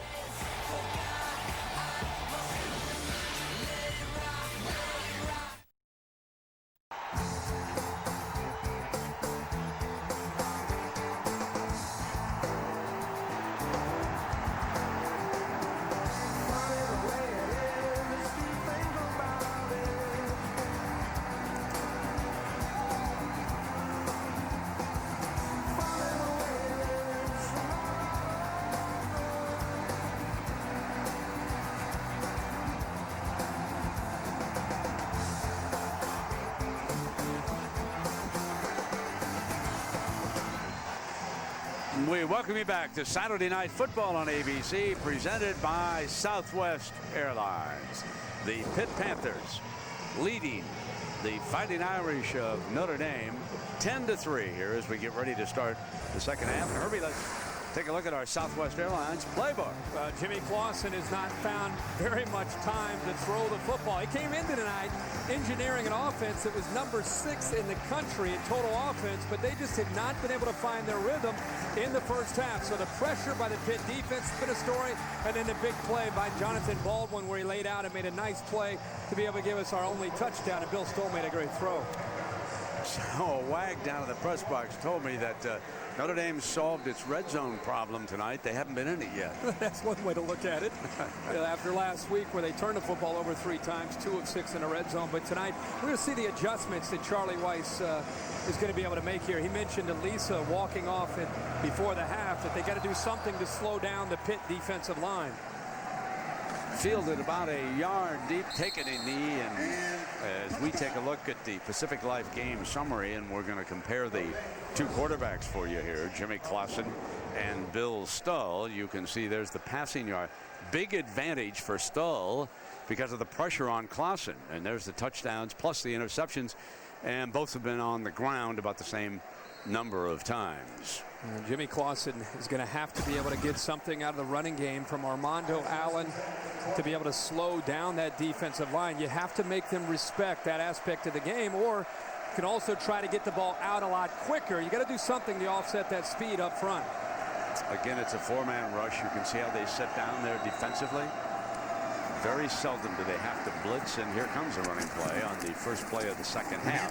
That's Armando Allen and Adam Gunn, the middle linebacker there, along with Chappelle, the cornerback. And just to review for people, it's very unusual in this day and age in college football to see a defense rely strictly on their front 4 to be able to get pressure not only on the quarterback when he drops back to throw, but also they try to defend the run with just the defensive line and linebackers and put their secondary predominantly in zone coverage to avoid giving up the big play. You saw Romeus, Sheard, William, Moustakis. That's that front.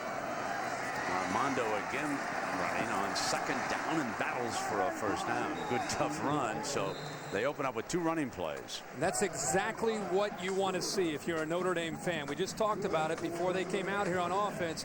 Charlie Weiss, one of the ways to attack Pitt is to be able to get this offensive line coming off of the line of scrimmage, being able to establish that running game, take some of the pressure off of Clausen and the offensive lineman in pass protection, and then it makes it a little bit easier to get that rhythm going for Clausen. Nick Williams shaken up a little bit, so Carrageen comes in as one of the tackles, and the first pass of the second half for Clausen is deflected, incomplete. That was Sheard again who got a hand on it, and there is the possession chart, and you can see forced to punt 3 times. Not very productive.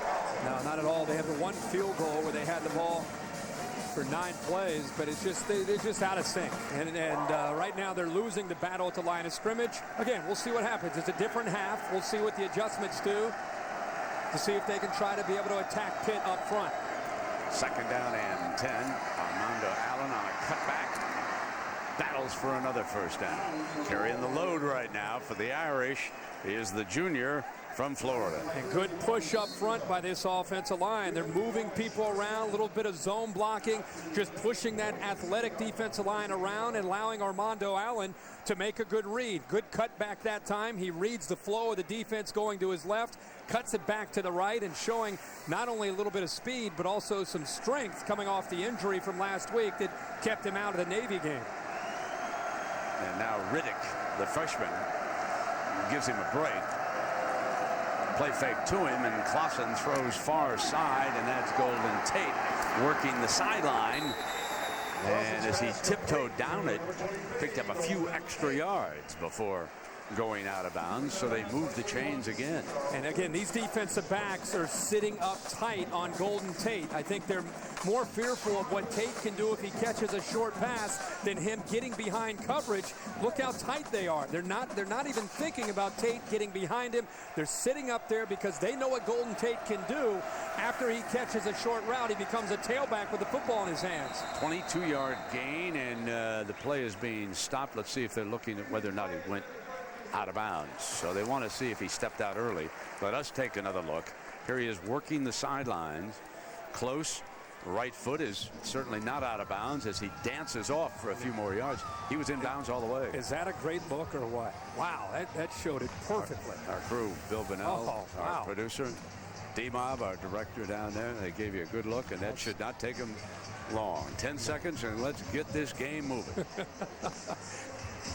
But the flow of this offense, you know, they came out running the football, trying to push that athletic defensive line around. Some quick passes from Jimmy Clausen, getting the ball out to Golden Tate. After further review, the rolling on the field is confirmed. First down. I think eventually they're going to have to be willing to take some shots downfield. They threw the one up to Floyd that was intercepted by Jared Holley. But I think they're going to have to do something to be able to offset the way these defensive backs are sitting on the routes at about 10 to 15 yards. Riddick remains the running back.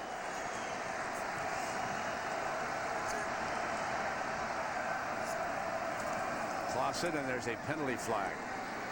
Penalty flag thrown by one of the line judges here on the near side almost immediately as the split end broke off the line. Floyd moved while the other receiver was actually in motion. Illegal shift on the offense. Penalties declined. 2nd down. So they lose a yard, and it will be 2nd down and 11 rather than 1st and 15. And Dave Wanstead did not hesitate in taking the down on that play.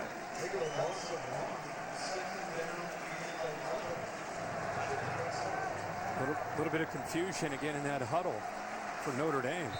Robbie Paris was coming in. Now Clausen has to come over. And first time out.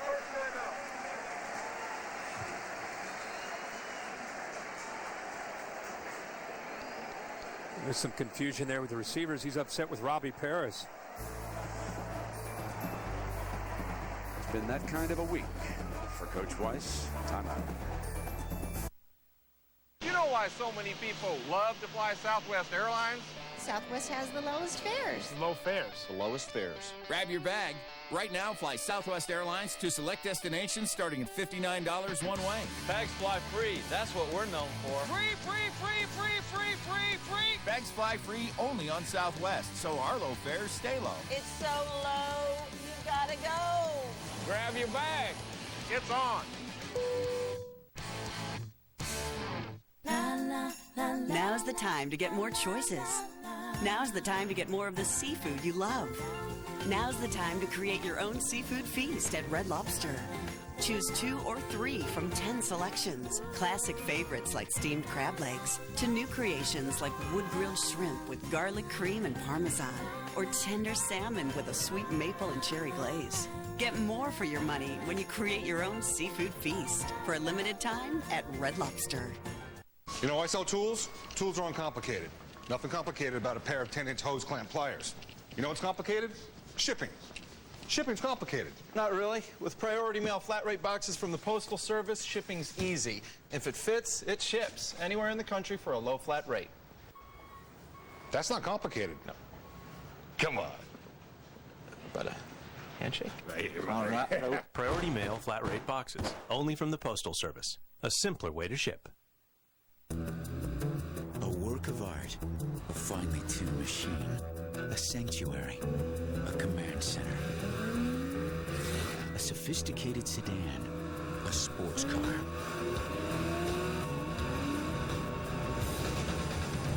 Nissan Maxima. The ultimate dual threat. Now lease a new 2010 Maxima for $299 a month for 39 months. Nissan, proud partner of the Heisman Trophy. ABC Wednesday. Modern Family has two big reasons to watch. Edward Norton and Elizabeth Banks. You want to touch him? I'm gay, not dead. ABC's Modern Family. All new Wednesday, 9/8 Central on ABC Comedy Wednesday. College football in high definition is presented by Vizio. Remember when I said the city had transformed itself? Well, that's a 20-foot-tall steel and fiberglass sculpture named Arch the Transformer. That certainly symbolizes how this city transformed itself from an industrial giant to a leader in a high-tech field. So here we are in Pittsburgh, 12:08, second down and 11 for Notre Dame. They've been held to only a field goal, haven't been in the red zone yet. Clausen gets time, going for it all. End zone, incomplete, intended for Michael Floyd. I just talked about how they're going to have to try to get behind this coverage. Aaron Berry battling there with Floyd one-on-one. They're in zone coverage, but look, you see how Berry is sitting there. He just gets in the way of Floyd. Floyd's doing all that he can to get around him. I think Aaron Berry was a little frustrated there. Think that was legal? Yeah, Aaron Berry was saying that's a little bit of offensive pass interference. Hey, as long as Aaron Berry is doing a good job of going after the football, he can position him body, and if he's in the way of Floyd, Floyd has to get around him. That's not Berry's fault. 3rd and 11. Clausen has great time. Incomplete, dropped, and that was Floyd. Had it right in the breadbasket for a first down.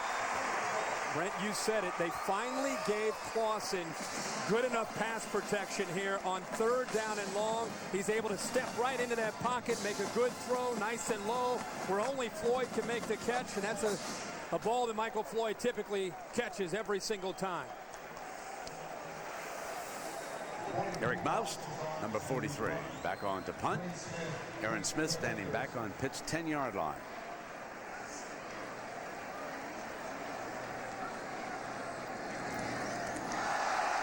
To pick it up on a run, nobody in on top of him, off the side of the foot, and the punting game has not been very good here tonight for Notre Dame. Snap was good, just dropped it. That's only a 17-yard punt.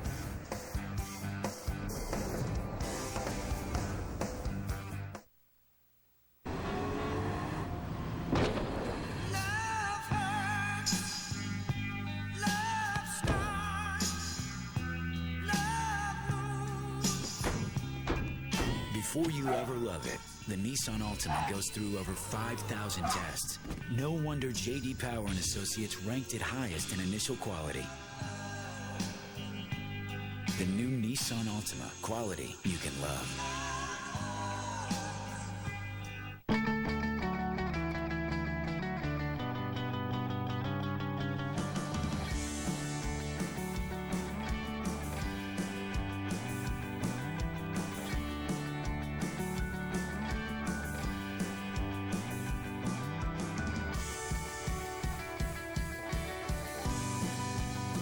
Now you can fill the air with unlimited talk and text with AT&T GoPhone. Just $60 a month on the nationwide network you can trust.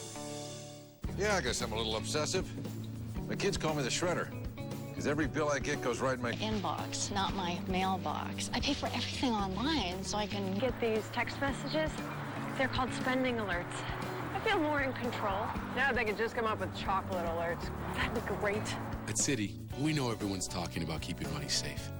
And we've got lots of ways to help, like spending alerts. Because when your money's safe, your mind's at ease. That's why Citi never sleeps. Today's AT&T All-America Flashback, Michael Crabtree. On September 13, 2008, this Texas Tech receiver had a season high in receiving yards in this Week 3 victory against Southern Methodist. Catching 3 touchdown passes, Crabtree gained 164 yards on 8 receptions and began padding a resume that would eventually lead him to winning a second straight Biletnikoff Award, given to the nation's top receiver. Text VOTE to 345-345 on your AT&T wireless phone to play All-America Trivia for a chance to win a trip to the National Championship game.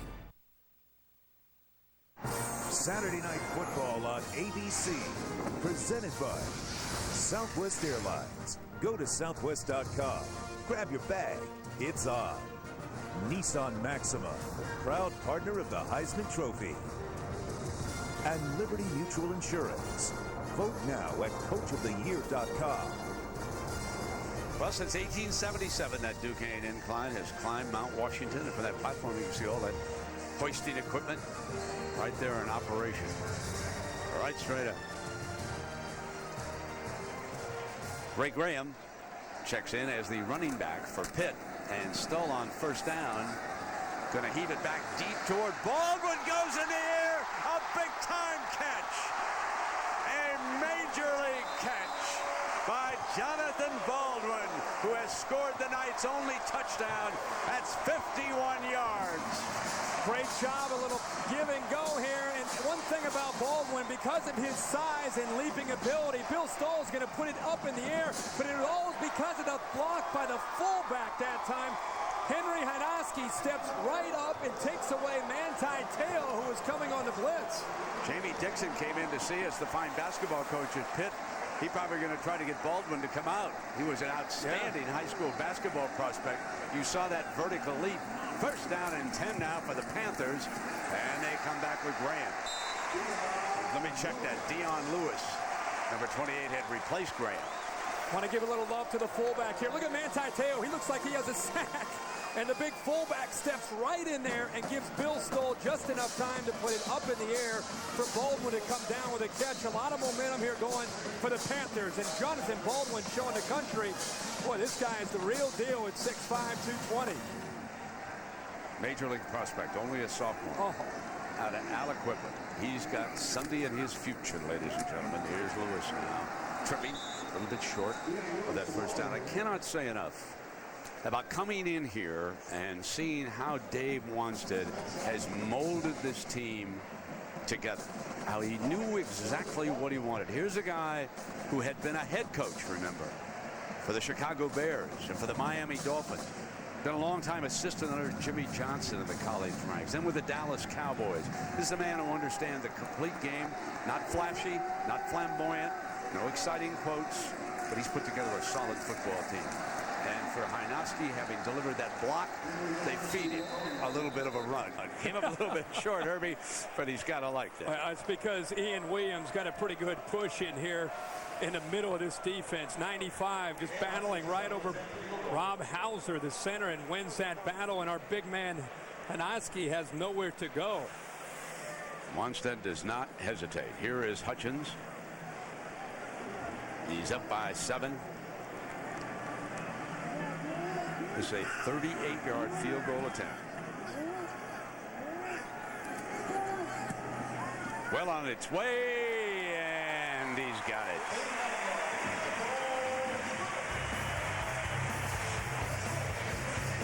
Wanstead's Panthers making a 13-3 lead.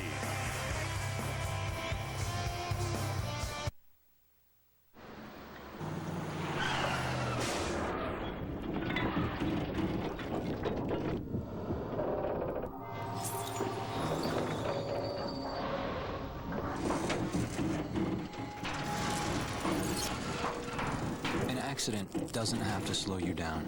From new car replacement and guaranteed repairs to 24-hour claims assistance, we do all we can to help you move on. Liberty Mutual Car Insurance. Responsibility What's your policy? Introducing Wing Street Wings from Pizza Hut. Now you can have a real wing night at home with Wing Street's traditional crispy bone-in and bone-out wings. And our award-winning sauces. They rock. Wing Street Wings, delivered only by Pizza Hut.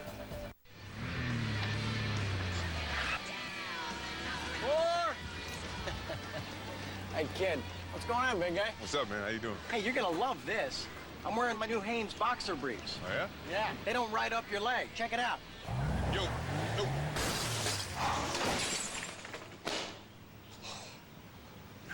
Charlie Sheen! Charlie Sheen! Underwear that stays put, only from Hanes. That's the Comfort Fit promise. Did you park it for me? Awesome. Unstoppable. Paula Creamer is. So is her Citizen Echo Drive watch. Fueled by light, it never needs a battery. It's unstoppable, just like the people who wear it.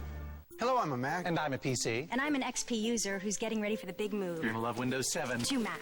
Oh, what?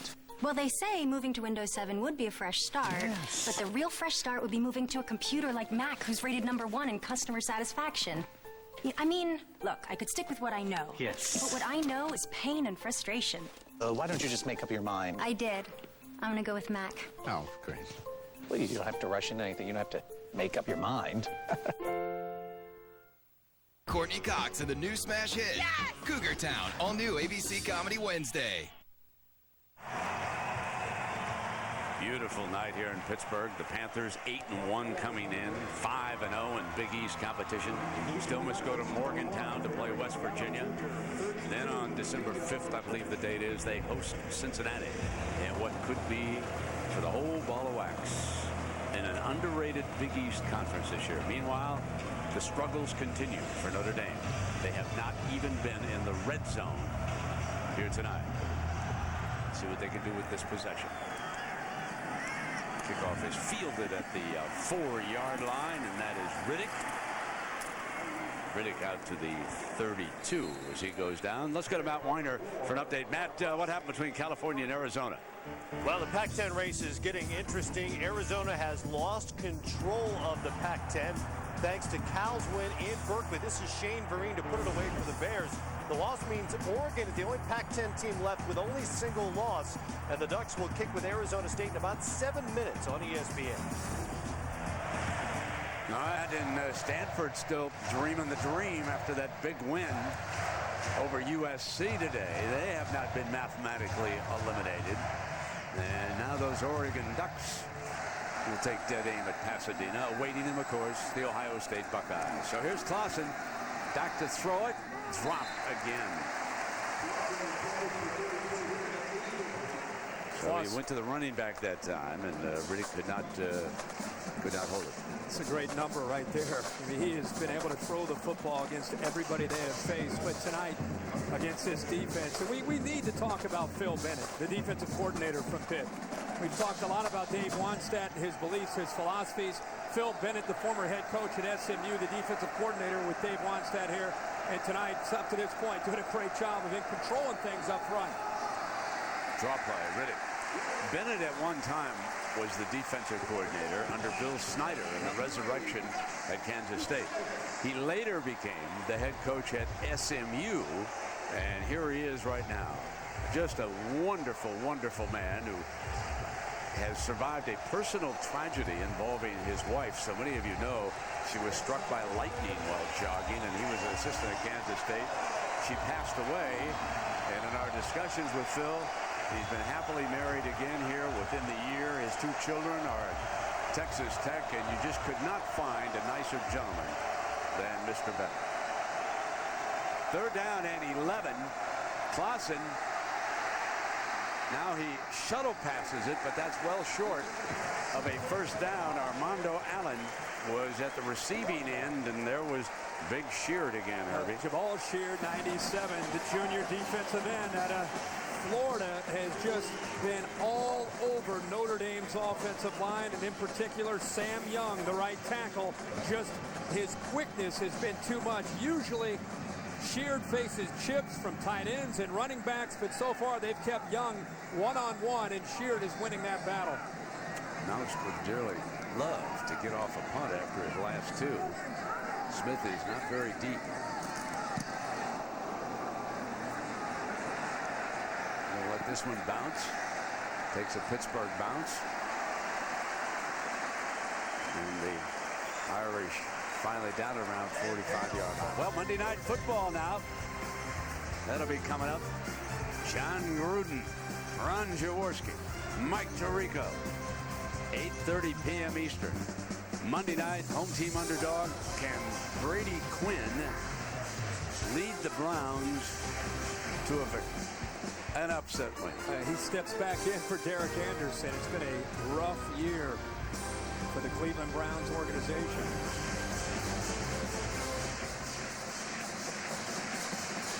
John Gruden's name, when you hear names, Notre Dame in the future, John Gruden's name is always mentioned by folks, but I think that's just because he's available and it's automatic.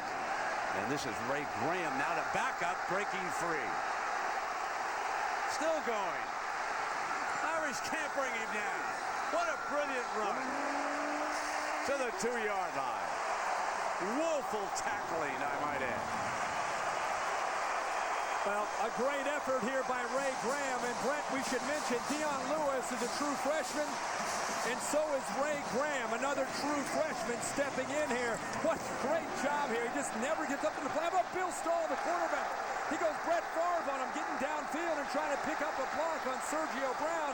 But the effort there is tremendous by the quarterback leading the way. And the young running back, Ray Graham, gets the ball all the way down to the 2-yard line. And they bang it in for the touchdown.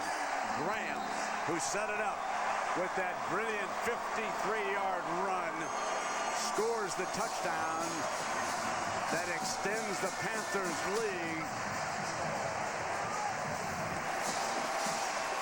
Great job on the right side. There's the big fullback leading the way over the All-American linebacker out of high school, Manti Te'o.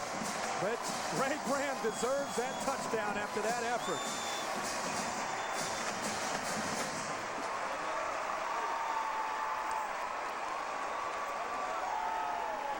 Hutchins tacks on the extra point.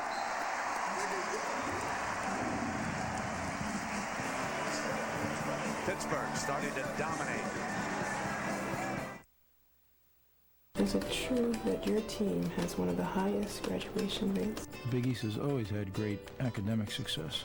Did you know the Big East had 27 NFL draft picks and 3 were first-round selections last year? That doesn't surprise me. This is one tough league. Big East bowl teams are 12-4 in the last 3 years. Congrats on winning the Big East championship last year. Can you repeat? We're sure going to try, but this is the most balanced league in the country.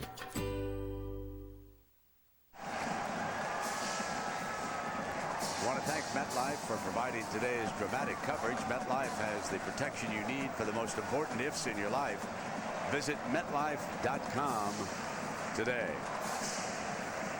A very tough time for that man right there. He was under the gun all week, and Herbie, I wondered how the distractions surrounding the Naval Academy coach's comment and some of his own players saying that they were out-schemed last week, and then other players coming to his defense. I wondered tonight if there would be a lingering distraction. Most teams have to shake off losses. They've got to get over them over the weekend and come back. Not sure that this Notre Dame team tonight has been able to shake it off and come back. There could be a hangover from what happened last Saturday and throughout the week with this football team. Let's go down below to Lisa. Well, Brent, Charlie Weiss wouldn't talk about questions all week about job security, but his players have had to deal with it as well. Golden State told me, hey, you tried not to pay any attention to it, but everywhere you go on campus, every class you go to, people are asking, what's up with your coach? Jimmy Clausen told me, hey, I'm used to the intense scrutiny. I've been facing it since high school, but this team is so close. What people are saying about us, we're not going to let it get to us. But, Brent, you've got to wonder if these guys are pressing a little bit, feeling that their coach's job is on the line. Yeah, they have 175 yards of offense is all they have tonight. That is Michael Floyd picking up the first down. They've passed for 113 is all here tonight. Clausen is 13 of 24. No touchdowns, obviously, and 1 interception. Desperately in need of a drive here, trailing by 17. Clausen steps away and comes to Armando Allen, the running back, and that's about 8 yards before Gunn tackles him, Herbie. Just kind of add to what you and Lisa are talking about. These players are going to say one thing to the media, but they're human beings. And Charlie Weis is a human being. He hears people questioning him and questioning the direction of this program. He knows about it. He's going to try to downplay it and try to act coy and act like he's focused on Pitt, but we all know that you have to live with it. There is Tate being run back.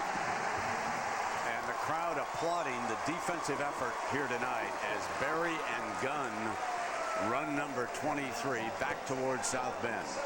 The other thing we should add to this is the team that they're playing tonight is a pretty good football team. Agreed. You know, the Pitt Panthers, I think, are showing us, and I think a lot of other people, that this football team sitting there with an 8-1 record, I think a lot of people say, well, they haven't played anybody. I think this football team up front, the defensive line, the athletic ability that they have around their quarterback, they're going to come after you. 3rd down and 2. And finally, they get the substitution on the field that they want. The Pitt staff.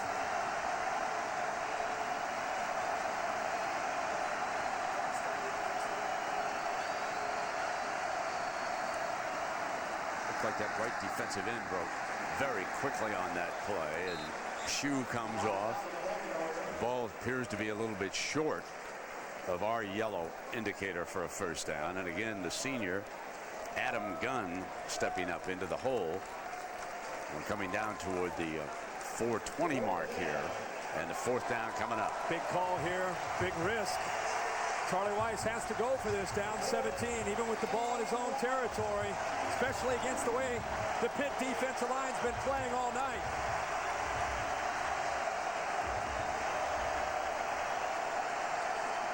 Too tight.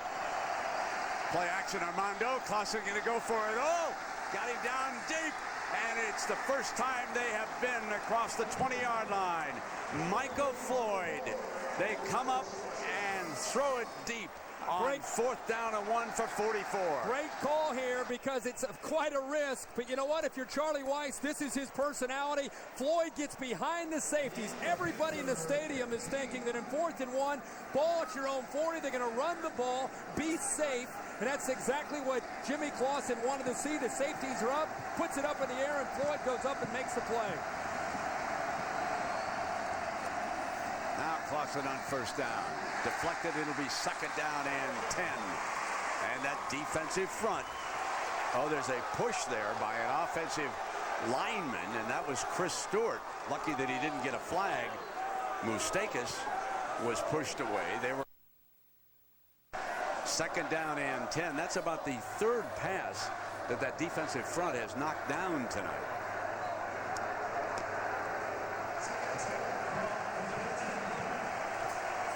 As last week against the Naval Academy, this is their first trip to the red zone here tonight. 2nd down. They spread the field. Fires right side, and it is complete. And there's a penalty flag thrown on the play. John Goodman made the catch, but it's going to come back. Holding. 72 offense. 10-yard penalty. 2nd down. Ball Duncan. A rally killer. Yeah, they've been attacking Pitt here with the up-tempo, no huddle, trying to get back into the game. That is the same move that was made by the Naval Academy and drew the same penalty in South Bend last week.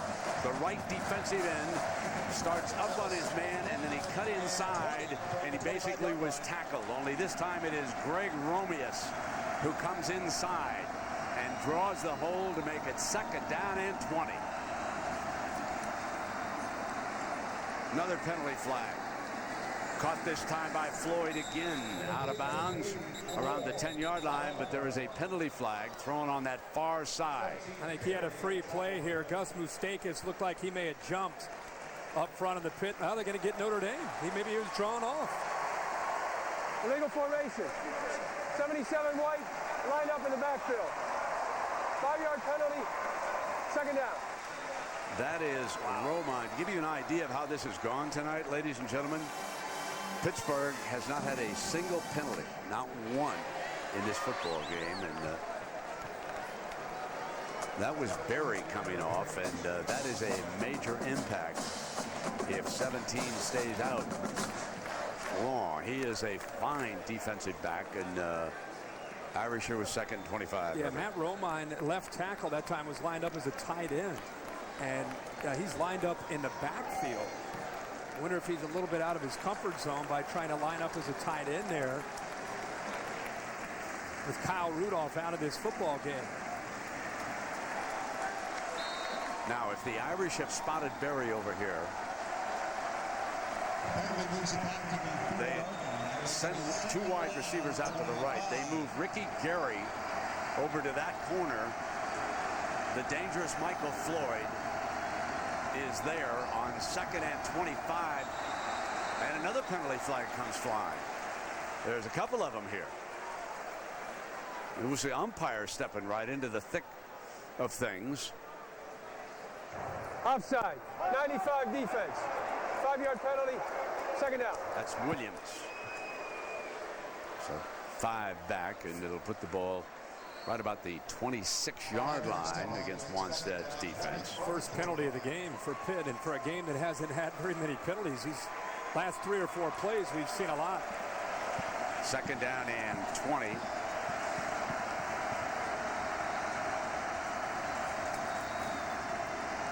Clausen to the near side, and Tate, who's out of bounds around the 15-yard line and hit by Chappelle. You would like to think for Notre Dame that Golden Tate or Michael Floyd down in this red zone area that's been a problem for them all year, not just against Navy, but the entire year. They have struggled to score touchdowns. 52% of the time they get in the red zone, they've actually scored touchdowns. It's 85th in the nation, but you'd like to think Tate or Floyd can make a play down here in this area. So here's your 3rd down. Back around the original line of scrimmage. And he strikes Michael Floyd with a 1st down pass, working on Ricky Gary, who replaced the injured Aaron Berry. They go back to work against the backup. And Gary is losing ground at the top of your screen, going up against Floyd, maybe anticipating he's going to go to the corner of the end zone. See him losing ground, and it makes it pretty easy for Floyd. Sells the fade, sells it hard off the line of scrimmage, and then there's the timing between Clausen and Floyd. That time Floyd holds on to the ball. Armando Allen is the running back.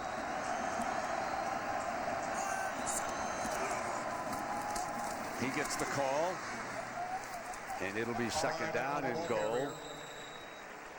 And he will be marked down as he kept going just inside. It looks right around the 1-yard line. How much do you think Notre Dame this week has heard about how they struggled in the red zone, especially off of the game last week where they were 2 of 6 against Navy? It's been an emphasis. Charlie Weiss said it's been an emphasis all year long. But you can imagine the Notre Dame players are sick and tired of hearing about what's wrong in the red zone. See if they're able to punch it in. Comes Armando again. Slants outside, reaching for the end zone. No signal. Jared Holly be spotted as Holly comes up and makes the stop. Yeah, Holly gets penetration. Nobody picks him up, and he's the defender that's able to make that play. And they're outnumbering Notre Dame in this goal line defense, and nobody's there to pick up the safety. He just slipped right through there and made the open field tackle. Going to burn a timeout here. As we will come to the end of the quarter and take the automatic timeout for everybody.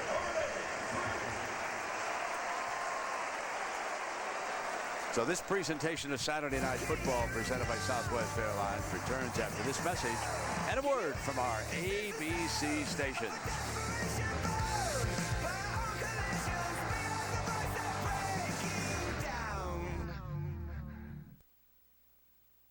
want my new baby back, baby back, baby back, baby back, baby back, baby back. Your favorite baby back ribs just got even better. Slow smoked in-house for hours over pecan wood chips to create a sweeter, smoky flavor and fall off the bone tenderness. Then they're triple basted in one of our 3 delicious flavors. Chili's new better than ever baby back ribs. Part of our 3 courses, 2 people, $20 deal. Where you can share an appetizer, choose 2 entrees, and share a dessert. For a limited time, only at Chili's. A work of art, a finely tuned machine, a sanctuary, a command center, a sophisticated sedan, a sports car.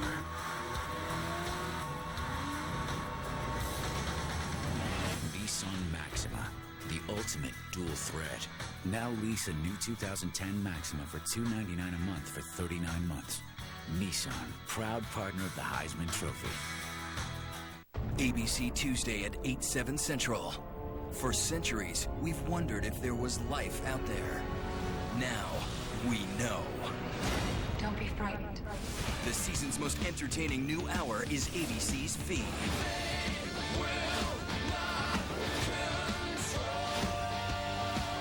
Why don't they just annihilate us and get it over with? They need us for something. ABC's V, all new Tuesday at 8, 7 Central on ABC. I mean, but don't all these pretty much do the same thing? No, actually. The Sony Vaio has a Blu-ray disc player, HD screen, and multimedia software. It's an entertainment machine. And it's easy to use even for me. The only thing the Sony Vaio doesn't have is whack-a-mole. Whack-a-mole! Hey, Peyton, let her borrow your mallet. No chance. Okay. The Sony Vaio notebook with Windows 7 to simplify everyday tasks. Everyone to marry you, all of those songs we sung. You had a trampoline. The Town and Country. All the space you need to get you to the space you want. Even like. I don't want to say it's breaking my heart, but I don't know. Connect to the Chrysler Town and Country, the only minivan to offer a no-charge DVD entertainment system and maintenance for 3 years or 36,000 miles. Bernie Madoff's stuff goes on the auction block after the game. Part of a huge scene here in Pittsburgh this weekend. Notre Dame and Pittsburgh. Pitt leads it 20-3 tomorrow on this field. The Pittsburgh Steelers and the Cincinnati Bengals in a big AFC North contest. Now 3rd down and goal. Clausen trying to get the Irish back in it here. Final quarter underway. Keeps it on the quarterback sneak. Takes it into the end zone himself.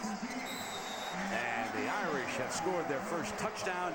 But what set it up was that gamble on 4th and 1 when Charlie Weiss elected to throw the ball, Herbie. Yep, absolutely. And you know, one of the things that Charlie Weiss has to have down there is getting a good push. And Chris Stewart and Eric Olson, the center and the left guard, really, really good job of surging and making it pretty easy for Clausen to get that touchdown. But that drive had to be a touchdown. They needed the final result to be a touchdown as we get into the 4th quarter, and this extra point cuts them to 10 and came back on. Luffer, who took over the job, missed the extra point, got it too low. And so Romeus was rolling in on it. Here's that 4th down play. Here's the play action. 4th and 10. Holly comes up, the safety, and that's going to allow Floyd to get behind coverage. 4th and 1. Everybody's expecting run. Safety gets out of position. A gutsy call by Charlie Weiss. Puts it up. Floyd makes the catch. And then eventually that sets up the touchdown to get him back in this game. Pretty good effort there by Michael Floyd. And how about Charlie Weiss as he makes that call? Good work, baby. Come on, come through. Make the catch. Make the catch.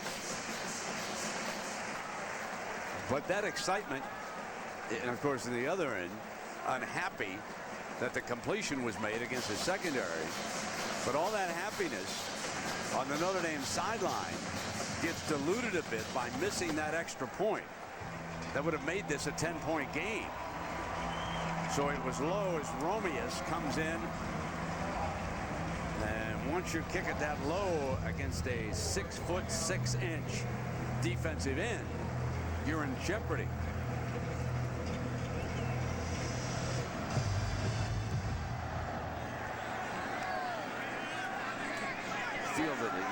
in the end zone by Sadler. Out to the 20-yard line. Brent, it didn't help that Trevor Robinson gets blown up on the play.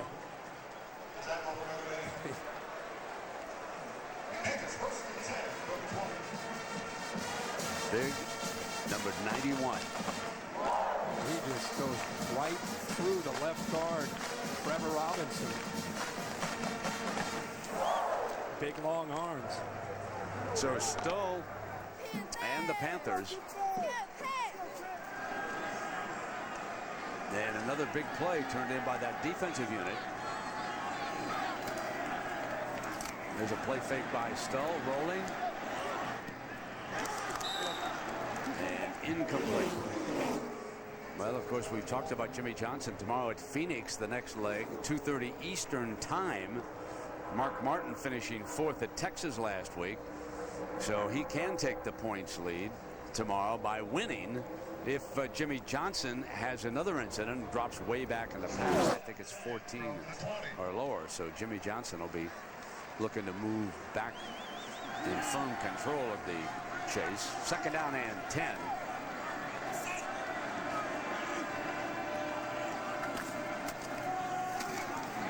And here is the freshman sensation, Dion Lewis. 1st down, Pitt. Nice execution up front by the offensive line. Again, you got 8 defenders up close to the line of scrimmage. Joe Thomas, the left guard, leads the way. You see him 56, picks up a big block on Brian Smith, the middle linebacker. And this, we've talked so much about the Pitt defensive line, but I'll tell you, the Pitt offensive line also having a pretty strong game as well.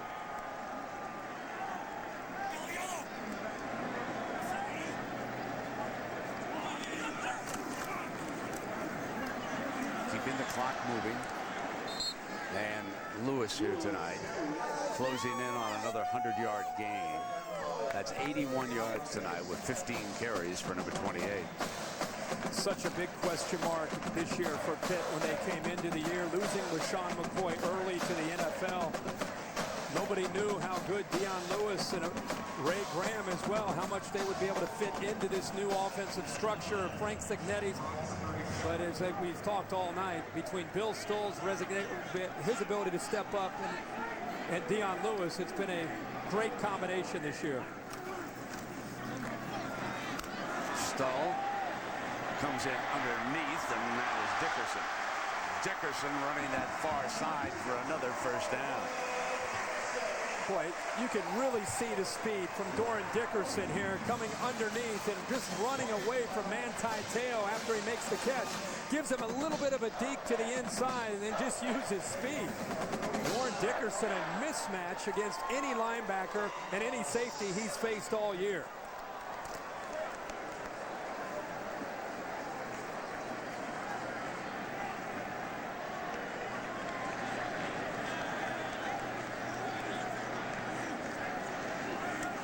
On 1st down.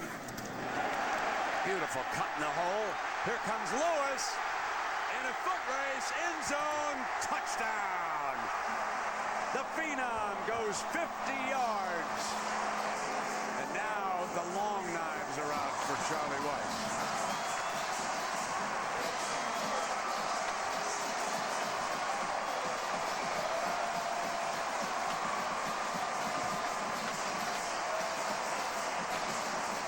Notre Dame came on the blitz, and Dion Lewis gets upfield in a hurry, goes right by Brian Smith, the linebacker, and that is what he brings to the table right there in one run. The vision, the quickness, the acceleration, and the ability to take it all the way to the end zone. Hutchins tacks on the extra point. 27-9. Pittsburgh 8-1. And headed toward victory number 9. You know why so many people love to fly Southwest Airlines? Southwest has the lowest fares. Low fares. The lowest fares. Grab your bag. Right now, fly Southwest Airlines to select destinations starting at $59 one way. Bags fly free. That's what we're known for. Free, free, free, free, free, free, free. Bags fly free only on Southwest, so our low fares stay low. It's so low, you gotta go. Grab your bag. It's on.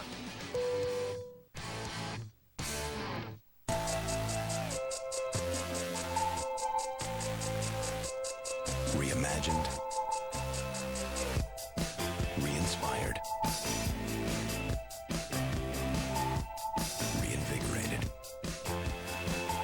All designed to reignite the soul.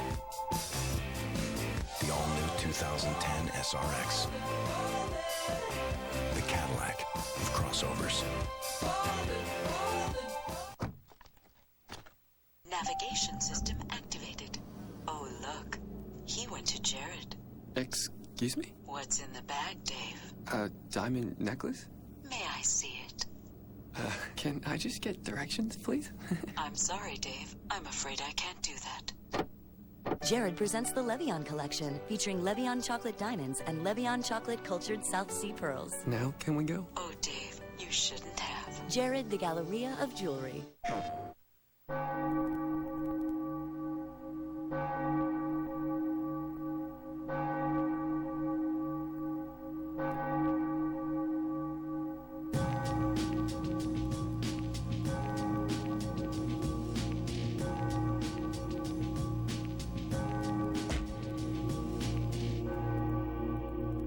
Assassin's Creed 2, available November 17th. Rated M for mature. PS3, now $2.99. PlayStation. All new ABC Thursday. What if you saw a future that made life worth living? Who's the woman? I have no idea. An unforgettable story about the power of believing.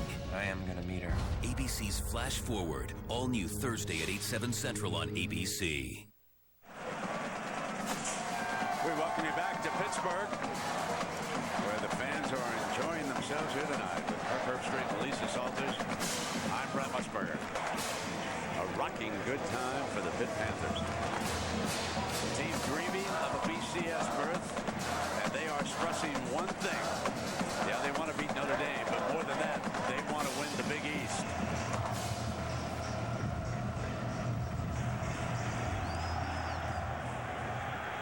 High kickoff. Fielded on the 6-yard line by the Irish. And down at the 30-yard line. Irby, let's go back. Yeah, it's rare to see a back, no matter what the age, with the ability to make a cut and not lose your acceleration. This is in the middle of the play. Look at Sergio Brown, the safety, coming up to make the play. A little bit of a shake. Meanwhile, he makes him miss, and he doesn't slow down to allow either Walls or Smith to catch up to him. A great shake on Brown, and then he just accelerates within the cut. That's Reggie Bush type of stuff when he was at USC. Indeed. Very bad news, though, for the defense. Berry is out for the game with that shoulder injury. So now Gary, it'll be a passing onslaught, and it'll be second down and 10. Let's go down below to Lisa. Hey, Brent, I may have mentioned to you guys that Tony Dorsett is my cousin, and I was speaking to him last night about what he thinks about Dion Lewis and the fact that he is making a run on all of Tony's freshman rushing records when Tony was back at Pitt. And he said, you know what, I love watching the kid. He said, you know what, it brings back a lot of memories for me, but I'm really happy for him that he's being able to excel. And what he said he likes most is the fact that the kid seems to have no ego. He just runs the ball, very productive.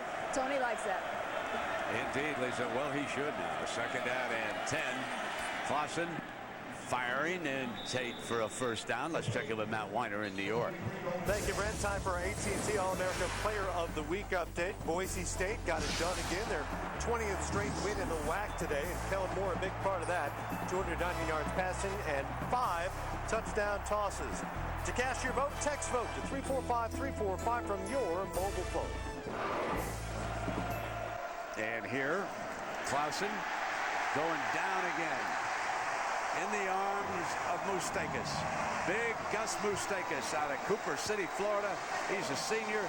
He goes 285 pounds. And it's great to see after everything he's been through with his injuries throughout his career. He has tremendous acceleration. It's such a quick first step for a man who's 290 pounds. Loss at 12 yards. Brings up a 2nd and 22.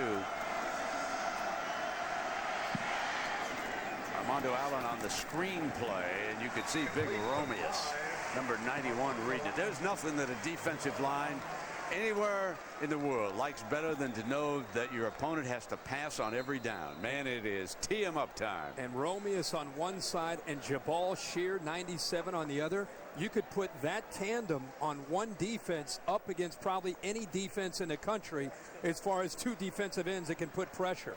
That is Gary down over there. Remember, he's the replacement for Aaron Berry. Berry can't return because of a shoulder injury. And now his replacement, the junior from Pahokee, Florida, Ricky Gary, he appears to be shaken up. So Antoine Reed, a sophomore from Johnstown, Pennsylvania, number 22, has trotted out onto the field. And it'll be his turn to hold up against the likes of Michael Floyd, Golden Tate in this game. So now they reach 3 deep on that cornerback spot. Well, our Pacific Life game summary, and Herbie, let's take a peek at our 2 quarterbacks here tonight. Who would you give the passing grades to? Well, I think that Jimmy Clausen has struggled tonight because he's been under a lot of pressure. You look at the passing yards from both quarterbacks. It's not necessarily a huge night, but the one thing that Bill Stoll has going for him that Clausen does not, and that's a heck of a running game tonight. 178 yards on the ground compared to Notre Dame only having 55 yards. Both are O'Brien semifinalists. That award goes to the quarterback of the year. They go head to head. That is a deep, talented field, and it is 3rd down and 19 for Clausen. Pulls back, has time, can't find anybody open. Comes back underneath, and a fine run by Michael Floyd for the first down. Great job by Michael Floyd of working to get open, and he's going up against Reed, who you just talked about. But see how he works back to the football. He's about 5 yards short of the first down, but he knew exactly where he needed to go and coming back to catch the ball, and then he hit a crease to be able to get across the first down marker. So on 3rd and 19, he picks up the 21. Clausen with a fresh first down. Comes right back in his direction against the young corner, Antoine Reed, and very close to another first down. I think it's important for Pitt, with such a great defensive line, with their ears pinned back, they have to continue to be aggressive with their approach, and that's what Dave Wannstedt wants to see. He and Phil Bennett, the defensive coordinators, just because Notre Dame's in pass mode doesn't mean you lose your aggression. 2 deep, both safeties back deep. They throw to the end zone, and a good job by Antoine Reed that time. And looks like he rolled in. Is that a Aloha down there? Huh? Yeah. He took a shot. I'm telling you. First his Trojans got beat by 50. Billy's. Come on, Billy. Down. You up, Billy? You okay? That's Bill Thomas. Outstanding cameraman who he's a gamer. Yeah, he is. There he is. He's up. All right, Billy. Glad to see you're on your feet. Meanwhile, the Irish move ahead with Clausen again sneaking for the first down. Let's watch the end of it now. He sits in there like Jimmy Clausen sitting in the pocket.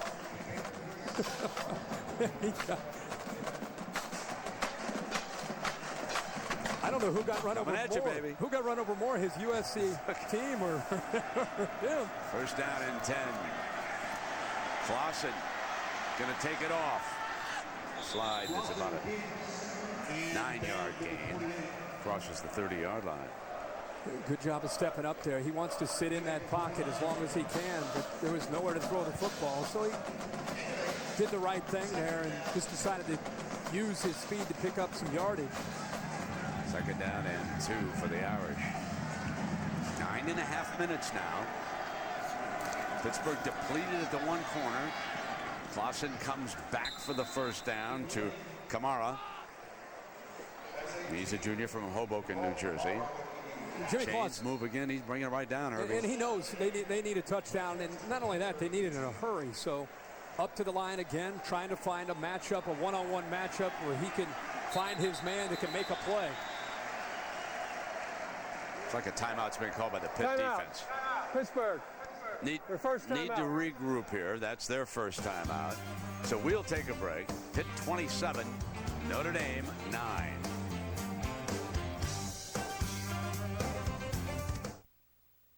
You know, truck guys, they like to get the job done right. Measure twice, cut once, I always say. Let me give you a hand there. Did you know that this Silverado has 315 horsepower? How about your F-150? Less. Silverado's powertrain is back for 5 years or 100,000 miles. Yours? 40,000 miles less.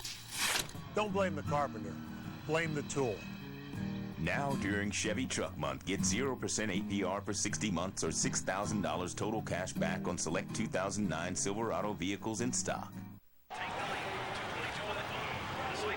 Hey, Ham, what do you think the fine is for streaking? I don't know, like $300-400? Why?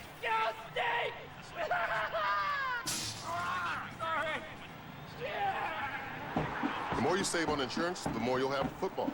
Drivers who switch to Allstate saved an average of $396 a year. Are you in good hands? Done yet? No. Hey, Jimmy Football here. What's missing from your tailgate party? Tail! Well, not anymore. With the Bud Light Tailgate Companion, now the goods come to you. We didn't make your dog.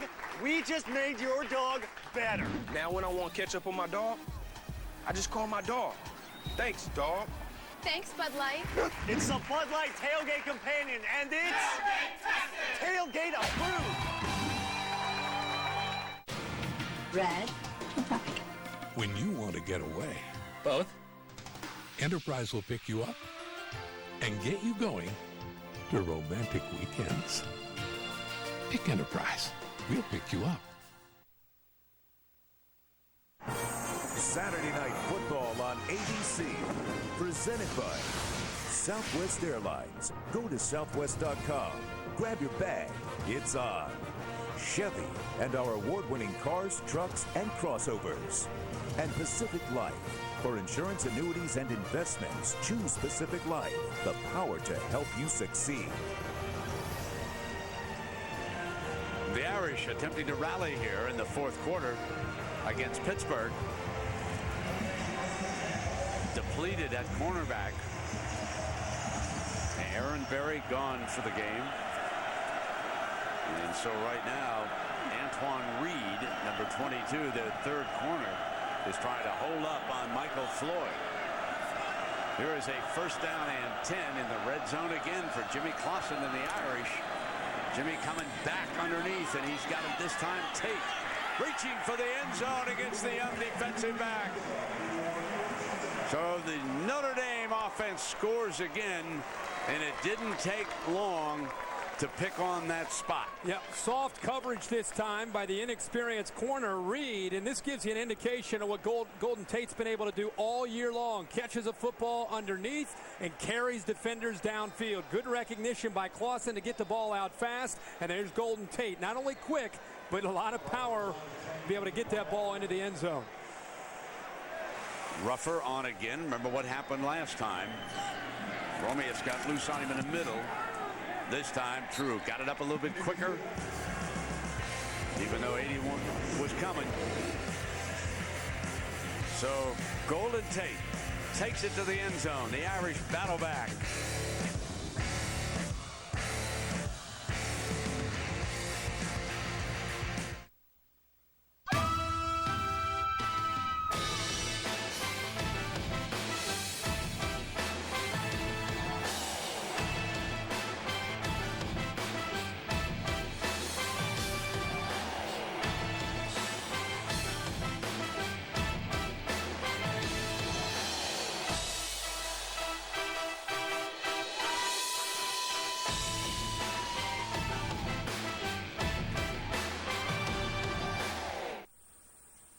The time for a full-size deal on a full-size truck is now.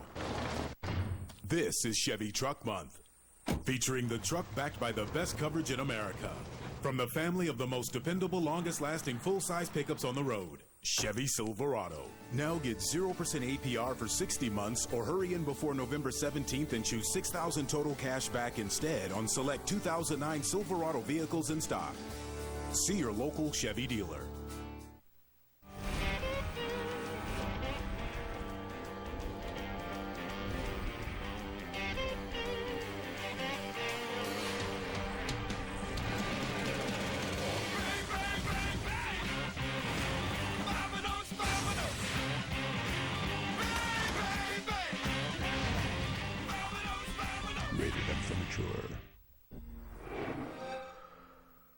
Xbox 360, starting at $199. Sometimes we don't even realize we're being boxed in. We forget how to be free. Until one day, the barriers we always thought were there suddenly weren't. Introducing a TV designed to set your viewing experience free. So is it a TV or something better? TV's hottest new hit has arrived. ABC's V. All new Tuesday at 8, 7 Central. Well, there's young Antoine Reed moments ago, and you can see Baldwin is fine wide receiver trying to get the youngster's head back in the game, telling him to stick with it, because you know just as soon as the Irish get the ball back, they're coming after number 22. He's the third corner. They've lost Aaron Berry because of a shoulder injury for the night. So here we go. Plenty of time. The Irish down by 2 scores. Sadler at the 12-yard line. Sadler stretches it, gets the corner turned, and he is out of bounds around the 34. And let us check in on Matt Weiner in New York. All right, Brett, Arizona's loss at Cal tonight paves a path to Pasadena for the Oregon Ducks. They've got Arizona State tonight. They've got LaMichael James. That's his second of the night. 14-0 there. You'll see the Ducks at Arizona next Saturday on ABC. So the Ducks, but they'll have their hands full when they go down to Tucson. Mark it down. The Wildcats are a different crew to deal with when you go down to their lair, and it is first down and 10 here for Bill Stull and Dion Lewis. The visitors have arrived, and they're ready to make Earth their new home. Don't miss a second. ABC's V, all new Tuesday, 8, 7 Central on ABC. Pitt last time they had the football, even though they were trying to work a little bit of that clock, they also were still throwing the football. Now you look at the clock, 8.5 minutes to go. Notre Dame continues to try to fight to get back into this game, down 11. I think you'll still see Stull back there throwing the football and running, just trying to continue to mix it up. It's too early in the game to just go into the Stull mode offensively. There he is, throwing just out of that formation to Byam, his tight end. You know, Byam doesn't get the recognition because Doran Dickerson this year has really exploded on the scene, but Byam is Mr. Consistency for this offense. A dominant blocker, senior who's played a lot of football. You put he and Dickerson together in the same backfield, or the same group. A lot of times Dickerson's an H-back or a tight end. They have two really, really talented tight ends in this offense, and they take advantage of their versatility. Lewis was still another 100-yard game. He gained 134, looking at a 3rd and 2. And they're going to throw for it. Stull, incomplete, threw behind the wideout. They gamble. Mike Cruz, another of their tight ends. And I am surprised, as I'm sure you are, that Dion Lewis didn't get a call on 3rd and 2. Well, they tried to pull off a little bit of what Charlie Weiss did with 3rd down by throwing the football. Miscommunication that time with Bill Stull, who wanted Mike Cruz, a freshman tight end, to kind of idle it down and sit in a hole. He continued to cross, and Stull had nowhere to go with the football. Now Golden Tate, who was going to be sub, jogs out to return this punt. Remember now, 2 scores, down 11. The 2-point conversion, the field goal. Irish are very much in this if they can strike fast. Here's Tate, going to try to give him a lift. He beat the first man. There's an alley in the middle. Tate explodes. One man to beat. Hayes loose at the 40. Hello, end zone. The Irish are back.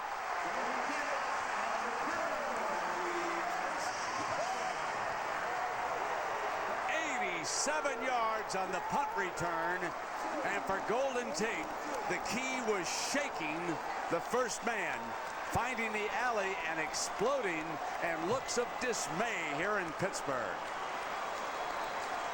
But you need your playmakers to step up with the game on the line, and you're right, even without that long return, Notre Dame's thinking that they're in this football game because of the way Jimmy Clausen and the Irish offense have been able to get down the field the last 2 series. But it's exactly what Notre Dame needed to see. And they're going to go for 2 here, Brent. get it within a field goal.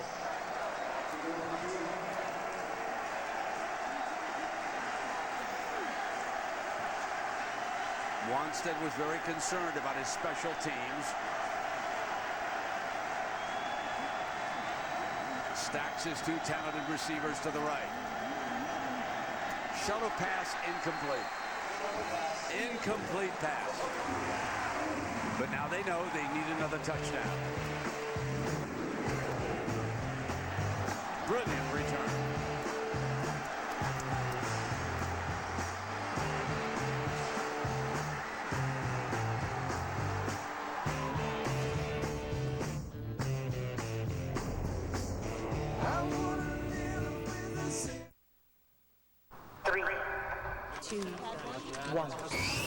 From the CTS, the most acclaimed vehicle in its class for the last 2 years. Now comes the CTS Sport Wagon. Its technology and performance rivals the Europeans. Its bold design steers clear of the luxury default button. And it could only have come from one place. America, we have reignition. Droid. Does your phone surf the web? Does your phone surf the web with the speed and power of a pro surfer at Pipeline? Does it bring you the web in all its glory, in all its intended pixels, allowing you to reach the farthest expanses of its universe, deepest depths of its oceans, without getting as much as a grain of sand in your shorts? Droid does. Wave shredding web speed. In a world of doesn't, Droid does.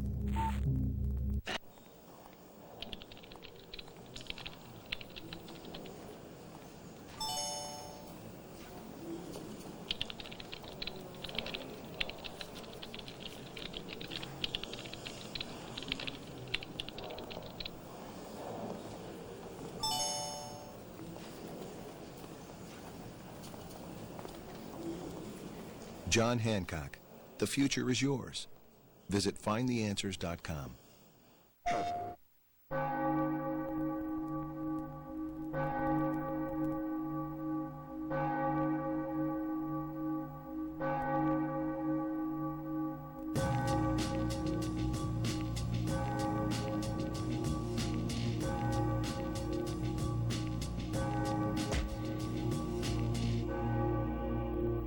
Assassin's Creed 2, available November 17th. Rated M for mature. PS3, now $2.99. PlayStation. The fourth quarter kids are at it again. Notre Dame, 3 touchdowns in the fourth quarter. Already this season, they've registered 4 come-from-behind fourth-quarter victories, a first in Irish history. The previous record for fourth-quarter comeback victories was 3, and that was set numerous years. They had another one working against Michigan, but they weren't able to hold on. But there are the fourth-quarter comebacks, and now it is the Panthers feeling the heat, and here comes Sadler. He's got an alley to the 31-yard line. Herbie? And Brent, you touched on it. Golden Tate is able to make the first man down. Antoine Reed right there. Olay him and miss him. And once he does that, sure, he picks up a couple good blocks, but really it's just Golden Tate being Golden Tate with an ability to get into the open field and make people miss. He got some great angles. Hutchins didn't have a chance to punter. And with his speed in the open field, nobody had a chance to bring down Golden Tate. And that gives this Notre Dame team a lot of life in this fourth quarter.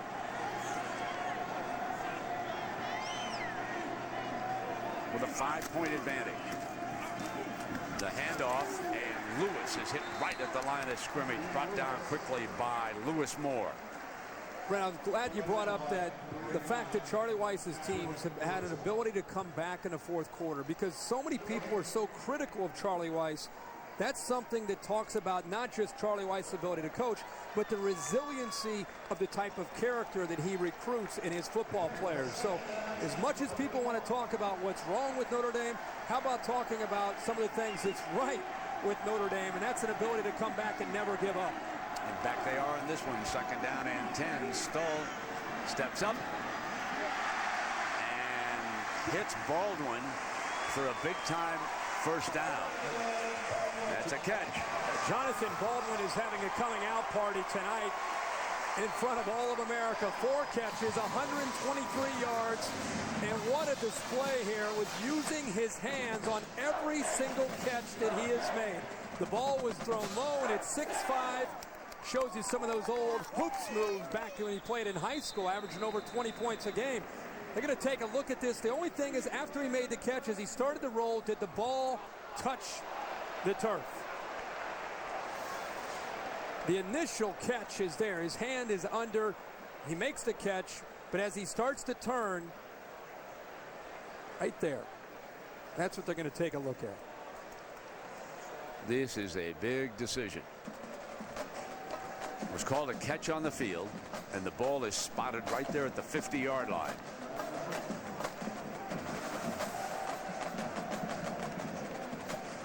Still 6 minutes to go in this game. 27-22. 5-point game, and of course, just as soon as we finish, on most of these ABC stations, local news will be coming up, and then over on ESPN, you can turn over to SportsCenter for post-game analysis, and they'll have all the scores and highlights.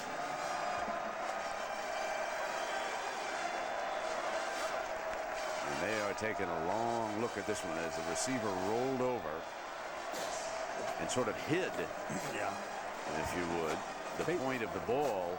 And they have had some tough calls in the Big East. Last night, there was one I did not want to make against West Virginia and Cincinnati. The Cincinnati running back was extending the ball to break the plane. Ball came free, ruled fumble on the field, and it was overruled by instant replay, and a huge touchdown for the Bearcats last night, who remain undefeated and are now 10-0 and still must come up here to Pittsburgh.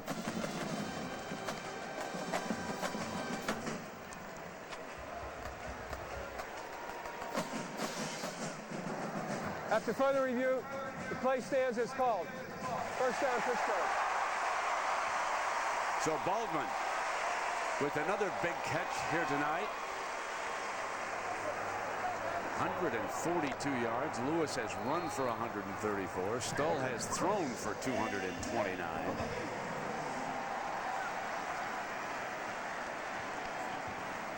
And that is Hynoski right in front of Lewis.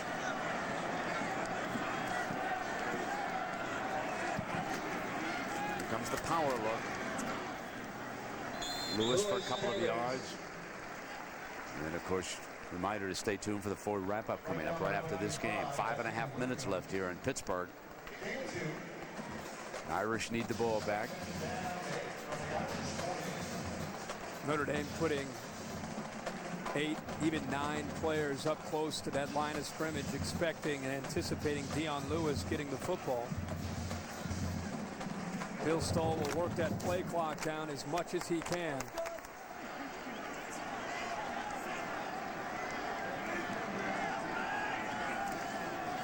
Take the toss. Bootleg right. Throw in underneath to Dickerson. Short of the first down. Got about a yard to go. Dickerson was forced out of bounds on that far side. Great play by Harrison Smith. First of all, the play call caught, I think, Notre Dame a bit off guard, but Harrison Smith got back out, and even at Dickerson at full speed is able to catch up to him and push him out of bounds short of the first down marker.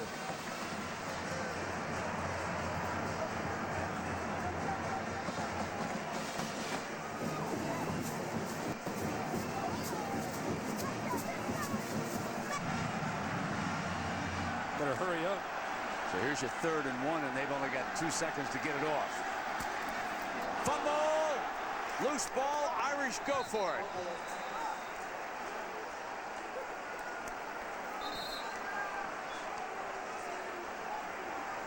it. And Pittsburgh regains control. John Malecki, a defensive lineman who was switched over to the offensive line, a senior from Murraysville, Pennsylvania, comes up with the football. And by hurrying up, Brent, there at the end, play clock is going down. He hurried up to get the snap off, and John Malecki actually knocked the football loose with his left arm away from Bill Stull. Now watch the Notre Dame bench react to this on the sideline.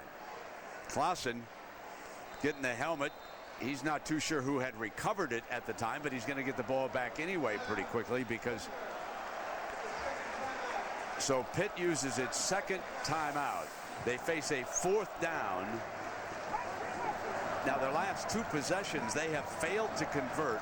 3rd and 1, and let me point out, neither time have they been able to put the ball in the hands of Dion Lewis. Remember, they passed him up in the previous occasion. This time they botched the snap before they can even think about getting it to him. So they haven't gotten the ball to their ace running back, and now Dave Wanstead faces a 4th down at the Notre Dame 42-yard line, and no question what he's going to do. Here comes the punter. And Tate will be back deep again, standing on the Irish 10-yard line as Notre Dame mounts a 4th quarter comeback. If you just joined us, just past the top of the outer hour, Notre Dame with 19 4th quarter points, trying to punch this one out of bounds and went into the end zone, so it'll come out of the 20-yard line. Well, there's a reminder that the Phoenix race tomorrow, the chase for the Sprint Cup at 2:30 Eastern time. Jimmy Johnson giving ground last week down in Texas, and here we go here in Pittsburgh. There is Jimmy, who's seeking an unprecedented 4th consecutive championship. 1st down and 10 from the 20-yard line. The Irish have scored touchdowns on their last 2 possessions. Then the punt return by Golden Tate, and they are right in the thick of things.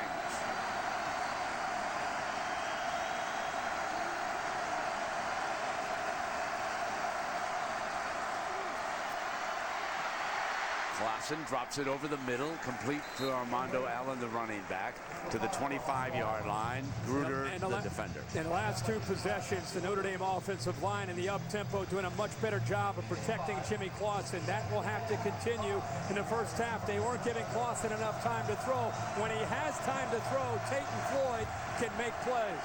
Now Ricky Gary is going to take a shot at that corner. He's back. He was shaken up, remember. And again, it's Armando Allen coming underneath for the 1st down. Gunn making the tackle. Now here is where Charlie Weiss excels. Calling plays in this situation. He's been under the gun so many times with Tom Brady. Watching the clock, knows what he wants to do. Doesn't go for it all. Bringing it down. A lot of time left for a quarterback like Clausen. Far side. Into Tate's hands again.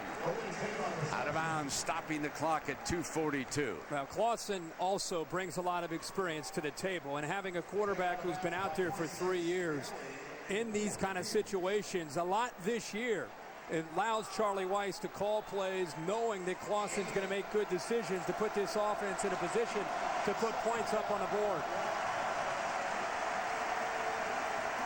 2nd down and 1. 3 receivers to the right for Clausen. There's a penalty flag. Umpire throws a penalty flag toward the offensive line. Chop block. Chop block has been called on the Irish. Personal foul. Chop block. 51 on the offense. That's Dan Winger. 15-yard penalty. 2nd down. No, Winger, the right guard right there, steps up, starts up high, and then just shoots down underneath Alexis.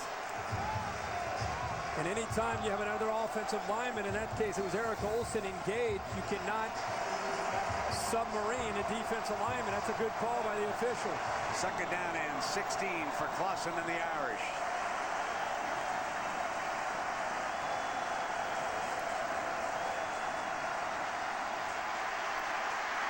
Hit as he released it, incomplete. It'll be 3rd down. Greg Romeus, the junior from Coral Springs, Florida, big number 91, rolling in again. Romeus has had a great night. He gets around Paul Duncan with just great speed to the edge. How about Jamal at one side? Jamal Sheard also. It's like a race to try to get pressure on Clausen. 3rd down and 16, and they know what Clausen's going to do.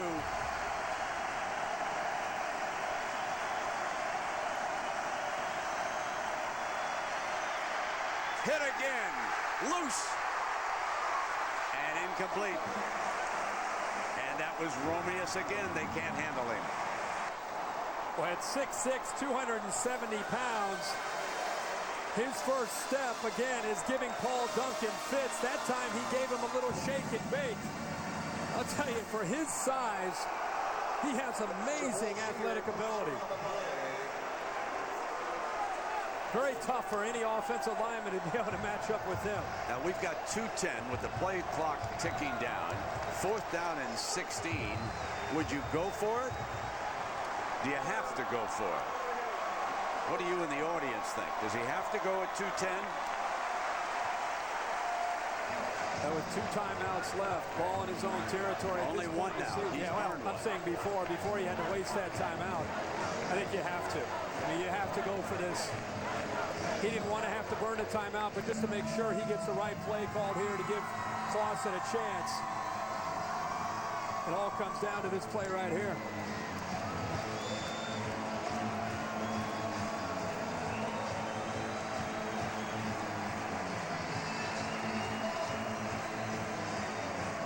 Under further review. They're going to see if this was a fumble or not, aren't they?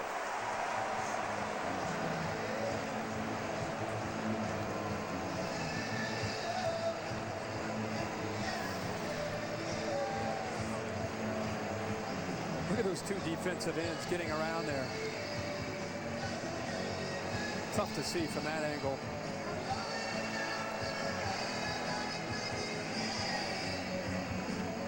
Intentional grounding? They certainly are not looking at that aspect of it upstairs. The hands coming forward, the arms coming forward, the ball slips out of his hand. Looked like this would be a good angle. After the contact from Romeus on the backside. Yeah, he whipped it forward. Yep.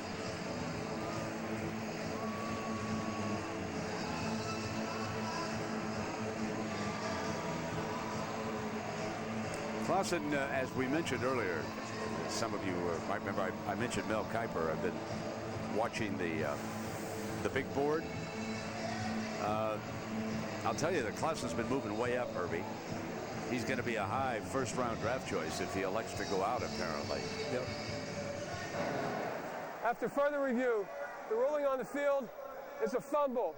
It was picked up by Pittsburgh. It will be Pittsburgh's ball on the 28-yard line. First down.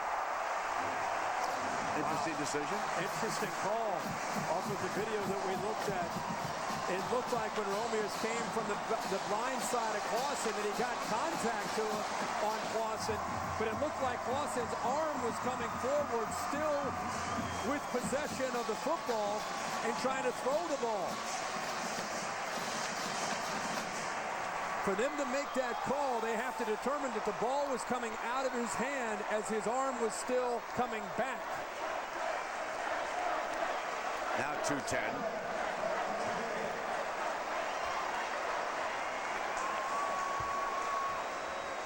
The crowd exploding at that decision, and Weiss wants an explanation. He wants to know why. How did the football go forward if you're saying it was a fumble?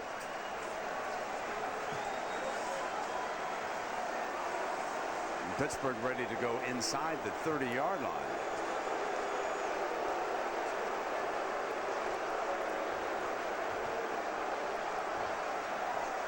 Young Polian there with him.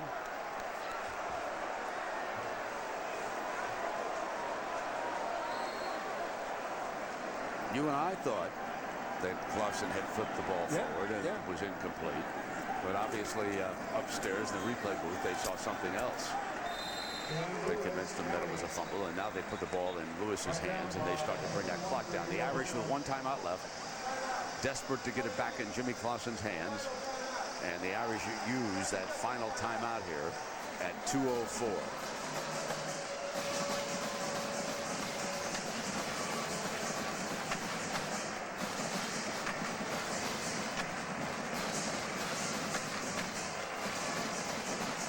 MetLife is providing today's aerial coverage. Visit MetLife.com to learn more about MetLife's long history of providing coverage at major sporting events.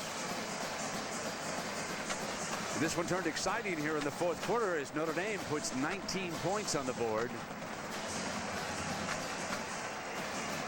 But the excitement was for the Irish was drained out of it with that decision that it was a fumble and that had been recovered by Pittsburgh.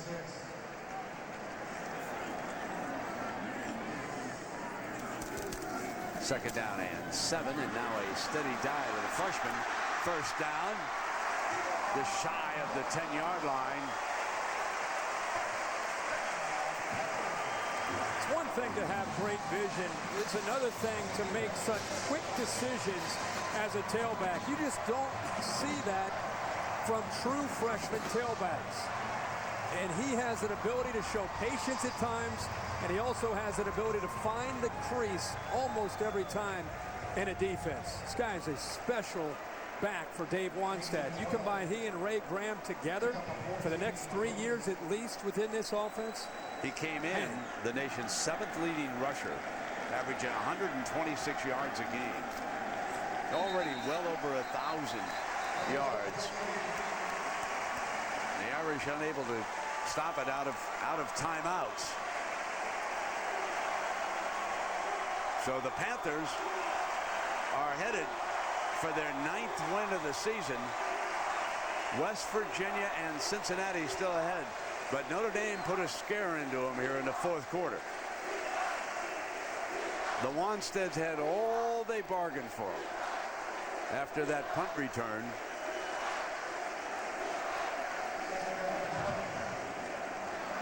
The old victory formation.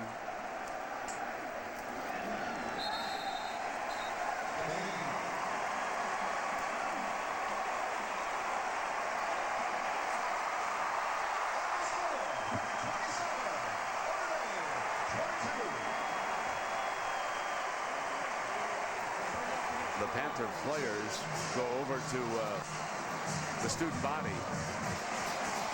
down in the left end zone, our left end zone, and there they are. The students, Herbie, as you pointed out, have rallied behind Dave Wanstead in the effort here to rejuvenate the Panther football program. It's a big win for Pitt to keep their momentum going late in the year. Anytime you play an out-of-conference game, you wonder how it might affect your team. But when you're playing Notre Dame, it's easy to get them fired up. Let's go to Lisa. Thanks, Brent. Charlie, despite being down 17 going into the fourth quarter, you guys could have taken the lead on that last drive. What went wrong on that drive? Well, we got pressure. We got an illegal chop block call.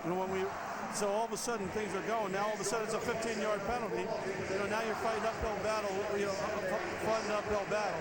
They called it a fumble on the play. If we had one more timeout left, maybe we get the ball deep in our own territory.